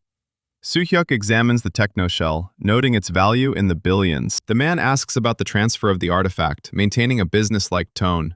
His interest is hidden behind a mask of neutrality. Vice says this is still a small reward for a national hero. He says he will call him back when the car is ready. Soo-hyuk accepts the title of national hero with irony. His smile is fake, and his eyes are as cold as ice. Now he gets on the bus. He says he hasn't used public transport for a long time. A guy buys food and comes home. Soo-hyuk's mother asks about her son's sudden return. Her voice trembles. The man hugs her and invites everyone to try the chicken. Soo-hyuk contemplates the nature of happiness as he watches the sunset. His shadow dissolves into the twilight, as if he himself were part of the landscape. The guy leaves, leaving questions unanswered. Tomorrow will be a new day, and with it, new battles. The first thing we see is the cry of "Hooray, Korea!" The guy raises his hands and laughs. The bank account shows a balance of 1.644 billion won. The association promises to compensate for the damage to the ATV, which leaves the guy with mixed feelings. Soo-hyuk decides to spend the money on his family, closing the transaction tab. His expression remains neutral. Money has never been his primary goal. The system notifies you when leveling up is complete. The hero views their updated stats, noting increased strength and endurance. The man closes the interface, ready for new challenges. Every achievement is a step toward greater goals. Soo-hyuk achieves Gold Squad status after his latest promotion. His armor now has a metallic sheen, highlighting his new rank. The young man checks out the changes to his gear, noting the improved stats. Even his outward attributes have become part of his legend. Newspaper headlines extol the heroic deed of the nameless hero who entered the Granin portal alone. The text is accompanied by a blurry photo of the scene. The man puts down the newspaper, avoiding publicity. His name remains in the shadows, as intended. News reports are full of mentions of the arrest of a level 10 criminal. Soo-hyuk reads about his heroism with irony, not recognizing himself in the description. The young man notes the appearance of a representative of the World 8 on the portal. His interest in the matter grows, but he maintains a mask of indifference. The action switches to a business center. An ally displays an ancient ring, once owned by only 5 Koreans. Soo-hyuk examines the artifact, noting its fine engravings and aura of power. The boy had heard legends about this object, but holding it in his hands was a different reality. His silence was more eloquent than his delight. A ring crafted from mithril. It combines magic and technology. Soo-hyuk is surprised that such an artifact was given to him, despite his rank being below 12th. The man asks about the reasons for the choice, but receives no answer. The trustworthiness of the giver remains questionable. Soo-hyuk has been officially recognized as the 7th most awakened person in Korea. The announcement comes with the hint that this is only the beginning of his journey. The boy nods his thanks, expressionless. His gaze is fixed on the future, where there are no limits. Soo-hyuk studies the status bar about Korea's top 10. His gaze lingers on the phrase national treasure, but his face remains impassive. The man notes the benefits of his new position, but doesn't allow himself to relax. Prestige is a tool, not an end. The young man reviews the contract with the association, which outlines the terms of providing a personal secretary and driver. Each clause is carefully analyzed. Soo-hyuk eschews unnecessary luxury, emphasizing minimalism. He'll give the car to his dad. An ally complains about high taxes, waving a financial report. Soo-hyuk listens in silence, noting the irony in his words. The man offers to work together, but his tone remains businesslike. Money is just a resource, not a reason for emotion. Soo-hyuk nods approvingly as he reads the association's terms of cooperation. He's satisfied with the balance between freedom and commitment. The young man signs the document, finalizing the deal. Every movement is confident and deliberate. Soo-hyuk's sister is shocked by his new rank. Her eyes are wide, and her hands are clutching a newspaper with headlines about the hero's achievements. The man shrugs, avoiding unnecessary explanations. Fame hasn't changed his attitude toward his family. His sister insists on public recognition of Soo-hyuk's accomplishments. Her delight contrasts with his reserved smile. The boy asks to tell his parents the news first. Even in moments of pride, he remains tactful. Soo-hyuk warns his sister about the risks of being too open. His fingers tap the table nervously, betraying a slight tension. The man suggests they forget the conversation, but the sister is already determined. As always, her words outpace her thoughts. The boy ponders how to tell his parents about his status. His gaze is fixed on the window, where the sunset paints the sky crimson. The sister chooses a moment when mom is in a good mood. Even heroes fear their parents' gazes. The man sits in silence, waiting for the right time to speak. His posture is relaxed, but his thoughts are racing. Soo-hyuk considers possible phrases, rejecting each one as too pompous. Simplicity is his guiding principle. Training schedules and new techniques are displayed on the screen. Soo-hyuk concentrates on practicing his skills, ignoring the outside noise. The boy repeats the movements with his eyes closed, bringing each one to automaticity. Mastery requires sacrifice, and he's ready to make it. Soo-hyuk studies the energy absorption technique, noting its moderate effectiveness. His intense training allowed him to achieve maximum strength gains. The man ponders the existence of more advanced methods. His ambitions drive him to explore new horizons. The young man is pleased with the decision to develop one skill instead of superficial training. This accelerated his progress in critical situations. Soo-hyuk continues to focus on the essentials, ignoring the unimportant. Discipline is his greatest ally in battle. The man has mastered martial arts to the highest level, but he has no intention of stopping. His goal is to surpass his own limits. Soo-hyuk plans new training sessions to maintain his lead. Every victory is just a stepping stone to greater heights. The young man compares the human body to brittle steel, emphasizing its vulnerability in combat.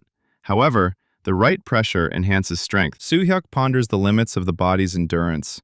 Even steel can be strengthened if its secrets are known. A man faces the unknown limits of human capability. His opponent is shocked by the hero's incredible resilience. Soo-hyuk continues to test himself beyond his limits. Every challenge is an opportunity to grow stronger. Suddenly, Vladimir appears in front of him, greeting the boy. The boy listens to ridicule about his monstrous nature. His calm contrasts with his opponent's panic. Vladimir ignores provocations, maintaining his composure. Words lose their power before his determination. A man realizes that his true nature is difficult to fathom. This gives him a tactical advantage in battles. Soo-hyuk uses his enigma as a shield. His opponents underestimate him until it's too late. The boy notices that the enemy has realized his maneuver. His attempt to use magic fails, causing confusion. Soo-hyuk instantly changes tactics, adapting to new conditions. Flexibility is his main weapon. He asks him to wait, but Soo-hyuk quickly grabs him by the scruff of the neck. He's shocked that the kid has paralyzed him. It only makes him more curious. The man is annoyed that his opponent has escaped the trap. His interest in the battle grows, fueling his excitement. Now, he is ready to fight for real. Soo-hyuk activates the technique, his body enveloping in a reddish glow. Energy concentrates in his palms, preparing to be released. The man maintains a steady stance despite the pressure of the force. His eyes narrow, controlling every aspect of the spell. The guy slowly raises his hand, gathering energy for a counterattack. Every movement is calculated down to the millimeter. The opponent challenges him, demanding to prove Soo-hyuk's strength. His stance is aggressive, his fists clenched in anticipation of an attack. The enemy's energy strike approaches Soo-hyuk. The hero's spiritual level exceeds the norm, creating a protective barrier. A man analyzes an anomaly in his enemy's power. His karma, contrary to expectations, neutralizes the threat. Soo-hyuk deflects the psychic attack using the immunity skill. The energy waves dissipate harmlessly. The guy pinpoints the weak points in his opponent's technique. His next move will be decisive and precise. It emits a blue aura that suppresses Vladimir's demonic powers. Soo-hyuk becomes completely resistant to his attacks. Vladimir doesn't understand. How is this possible? And immediately gets punched in the face. The enemy is shocked that Soo-hyuk survived the magical attack. His face is distorted with a mixture of fear and rage. The man coldly observes his opponent's reaction. Even mortal threats don't break his concentration. The guy swings and hits again, but this time the guy in white blocks the blow. The opponent screams, accusing Soo-hyuk of using a forbidden technique. The blood on his hands confirms otherwise. He lights up his red aura again. The enemy vows to demonstrate his true power. His aura sharply intensifies, distorting the space around him. He sends a bunch of spikes towards the protagonist. The boy is shocked by this, but he activates the technique, and now all bullets pass through him. Soo-hyuk counterattacks by running towards the guy. Vladimir is in complete shock. After some time, Vladimir opens his eyes and sees the main character in front of him. The enemy scoffs, doubting Vladimir's abilities. His words are full of disdain, but the man remains unfazed. Soo-hyuk demonstratively provokes, focusing on controlling his energy. Every movement emphasizes his superiority. Vladimir says he has never heard such words from a person. The message about the vampire makes Vladimir grin. The boy ponders the enemy's unexpected strength. His gaze glides over the map, noting the coordinates of the last battle. Suhyuk decides to continue his investigation. Every detail could be a clue. The enemy demands an answer to the nature of Suhyuk's powers. His voice trembles with a mixture of fear and curiosity. The man turns away silently, demonstrating that his secrets will remain his. Some secrets are not for prying ears. Suhyuk examines his unarmed opponent, noting his naivety. Even in his weakness, his opponent tries to save face. The boy retreats, giving him a chance to surrender. His mercy is a rare but strategic gesture. Suhyuk accuses his opponent of stealing his life force. His words are full of hatred but lack evidence. The man shrugs, dismissing the absurd claims. Truth is always revealed in battle. Even though he really is a vampire. Suhyuk listens to accusations of his categorical actions. He calls him a vampire, trying to provoke fear. The man counters that his true nature has nothing to do with mysticism. His calm gaze betrays his confidence in his own rightness. The boy is confronted with the question of his origins. The enemy assumes he's using his precious body for travel. Vladimir denies any malicious intent, insisting his actions were pure. His words sound like a challenge to further dialogue. The man explains that blood theft is a myth that only breeds hatred. His speech is rational, devoid of emotional outbursts. He invites Suhyuk to trust him, emphasizing the lack of risk. His body is a tool, not a source of evil. The boy analyzes the imbalance between the opponent's physical and magical power. Attempts to sever the connection with the energy fail. Suhyuk notes that even in consciousness, the enemy remains dangerous.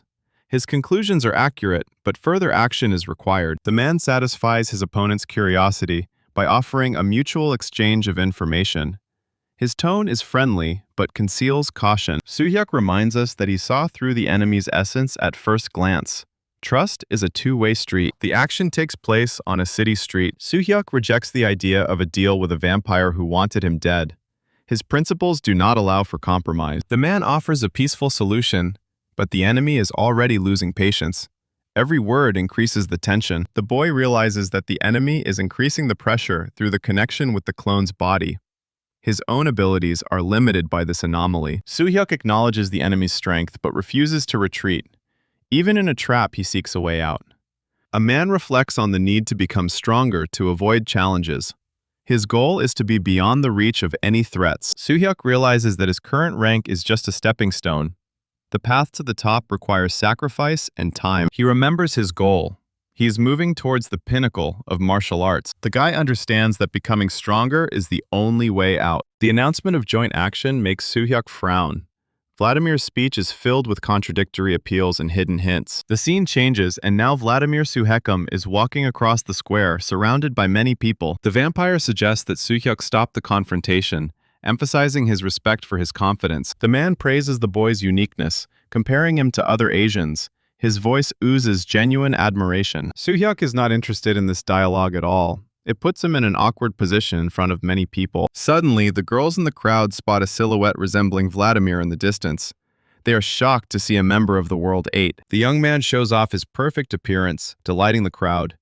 Vladimir appears on screen, radiating charisma. People notice the attractiveness of the person next to Vladimir. Suhyuk still feels uncomfortable. Vladimir asks about their cooperation, but Suhyuk threatens reprisals if the persecution continues. The interlocutor justifies himself, calling this the only way of dialogue. Observers are discussing the strange closeness between Vladimir and the man, raising doubts about the man's motives. Someone in the crowd says that perhaps the main character is Vladimir's type, which makes Suhyuk very wary. He sees people who have already taken notice of them and photograph them from all sides. Suhyuk understands that now he has nowhere to go. Suhyuk interrupts the conversation, demanding to know what he really wants. His posture conveys impatience and a readiness for conflict. Vladimir stops and says that he just needs to talk to him and tell him how he found the main character. Suhyuk suggests changing the location, irritably mentioning his dislike of noisy places. The man agrees. The main character notes that the current situation is attracting unnecessary attention. He glances at those around him, as if anticipating trouble. He needs to run. The guy suddenly starts running, intending to leave first, and demands to follow him. The interlocutor is outraged by the sudden decision and tries to stop him. The crowd runs after them. The scene moves, and both characters catch their breath. Vladimir remarks that they seem to have broken away from the crowd, and Suyuk confirms this. But suddenly he raises his head and sees something. He sees a crowd of schoolchildren in front of him, and one of them is squatting in the middle of the crowd. Vladimir mocks the young people, comparing them to just a bunch of punks on the street. Gopnik orders the group to leave because they are too old for his company. But girls notice men's attractiveness. Their interest increases. A girl in the crowd confidently declares that the boys look like actors. Apparently, they're popular on TikTok, and Suyuk is surprised by Vladimir's popularity. A group of girls discuss the attractiveness of men, and their boyfriends persistently ask the main character and his friend to leave. The vampire suggests stopping interaction with the youth, emphasizing the importance of other matters. Suddenly, a stone flies at them. Something is about to start. An irritated man mutters about the group's imminent departure. Every word is imbued with the desire to get rid of the annoying onlookers. A menacing grin spreads across the other man's face. His fingers clench into fists, betraying the mounting tension. A sharp exclamation breaks the silence. The thug is outraged by the absurd sigh. The situation teeters on the brink of conflict. The aggressor hisses about his readiness to inflict violence and makes caustic comments about the idol's self-confidence. He rushes forward, but Suyuk quickly stops him by simply stroking his hand on the thug's face. He's stunned by the display of force. His eyes widen in surprise, registering the force of the blow. And the very next second, the guy sends the Gopnik with force into the wall, almost breaking through it. The girls on the sidelines are simply shocked by this turn of events. After a while, 3 guys are lying near the wall and asking to call the police, but our heroes just stand and look at 3 self-confident losers. Vladimir says that today's youth have no understanding of boundaries at all. They attack someone who is too much for them. Finally, the guy in the hat recognizes the formidable Vladimir in front of him, and he, covered in a red aura of evil, says that they finally understand that it was useless for them to fight. They look at him and are very scared by this aura. The entire gang of schoolchildren runs away in fear, leaving the protagonist and Vladimir alone. Now Vladimir throws his arm around Suyuk and declares that they are now friends. The protagonist's silence speaks volumes. No agreement will follow. The man interrupts the conversation, demanding to get to the point. A sharp gesture removes Vladimir's hands, and his opponent's smirk only irritates him. The interviewer limits himself to 3 questions, raising a finger. His gaze studies Suyuk's reaction, as if trying to anticipate the answer. The first question concerns escaping magical captivity. Suyuk averts his gaze, making it clear that the secrets will remain his. The hero's silence prompts the second question. Tension hangs in the air, but the man maintains an icy calm. The second question about its origin makes Suyuk frown. The protagonist says he doesn't know what it is. The opponent analyzes Suyuk's past, pointing out anomalies in his health and abilities that cannot be acquired through training. Comparison with ordinary enhanced types only emphasizes the guy's uniqueness. The question about magicians hangs rhetorically. Suyuk suggests a connection with magic, or something like that, but receives a categorical refutation. The interlocutor shakes his head, as if correcting an amateur. The clarification about the difference between mages and awakened ones makes one wonder. Magic appeared on Earth before portals. Vladimir explains that magicians do not receive power from awakening, but only from another magician or from ancient manuscripts. They call such people pure-blooded or natural-born magicians. Suyuk is shocked that such people are simply born with superpowers. But why is that? Vladimir smiles because he understands that Suyuk has apparently never heard of natural-born people, and therefore is not one. And now it's time for the last question. Vladimir is intriguing before the most important part of their dialogue. He asks the protagonist if he wants to join the World 8, the strongest people in the world and the last hope of humanity. Suyuk is shocked by this proposal. Why would such an important and cool organization accept it? Vladimir throws up his hands and says that they don't hire just anyone, but he fits their criteria. He asks if Gigi knows where this name came from and how the organization came into being. Suddenly, the hero realizes that Vladimir was the one who created her. Suyuk raises an eyebrow, as if checking to see if this is a joke. Vladimir smiled and snapped his fingers. That's exactly what he wanted to say. There is irony in this situation. After all, it was the monster who founded humanity's last hope. The interlocutor reiterates his sympathy for people, justifying the need for protection for all of humanity. The story of the consequences of the portal's opening is accompanied by grim statistics. Since then, the Earth has changed dramatically. Vladimir began to talk about his early attempts to negotiate with his weaker neighbors.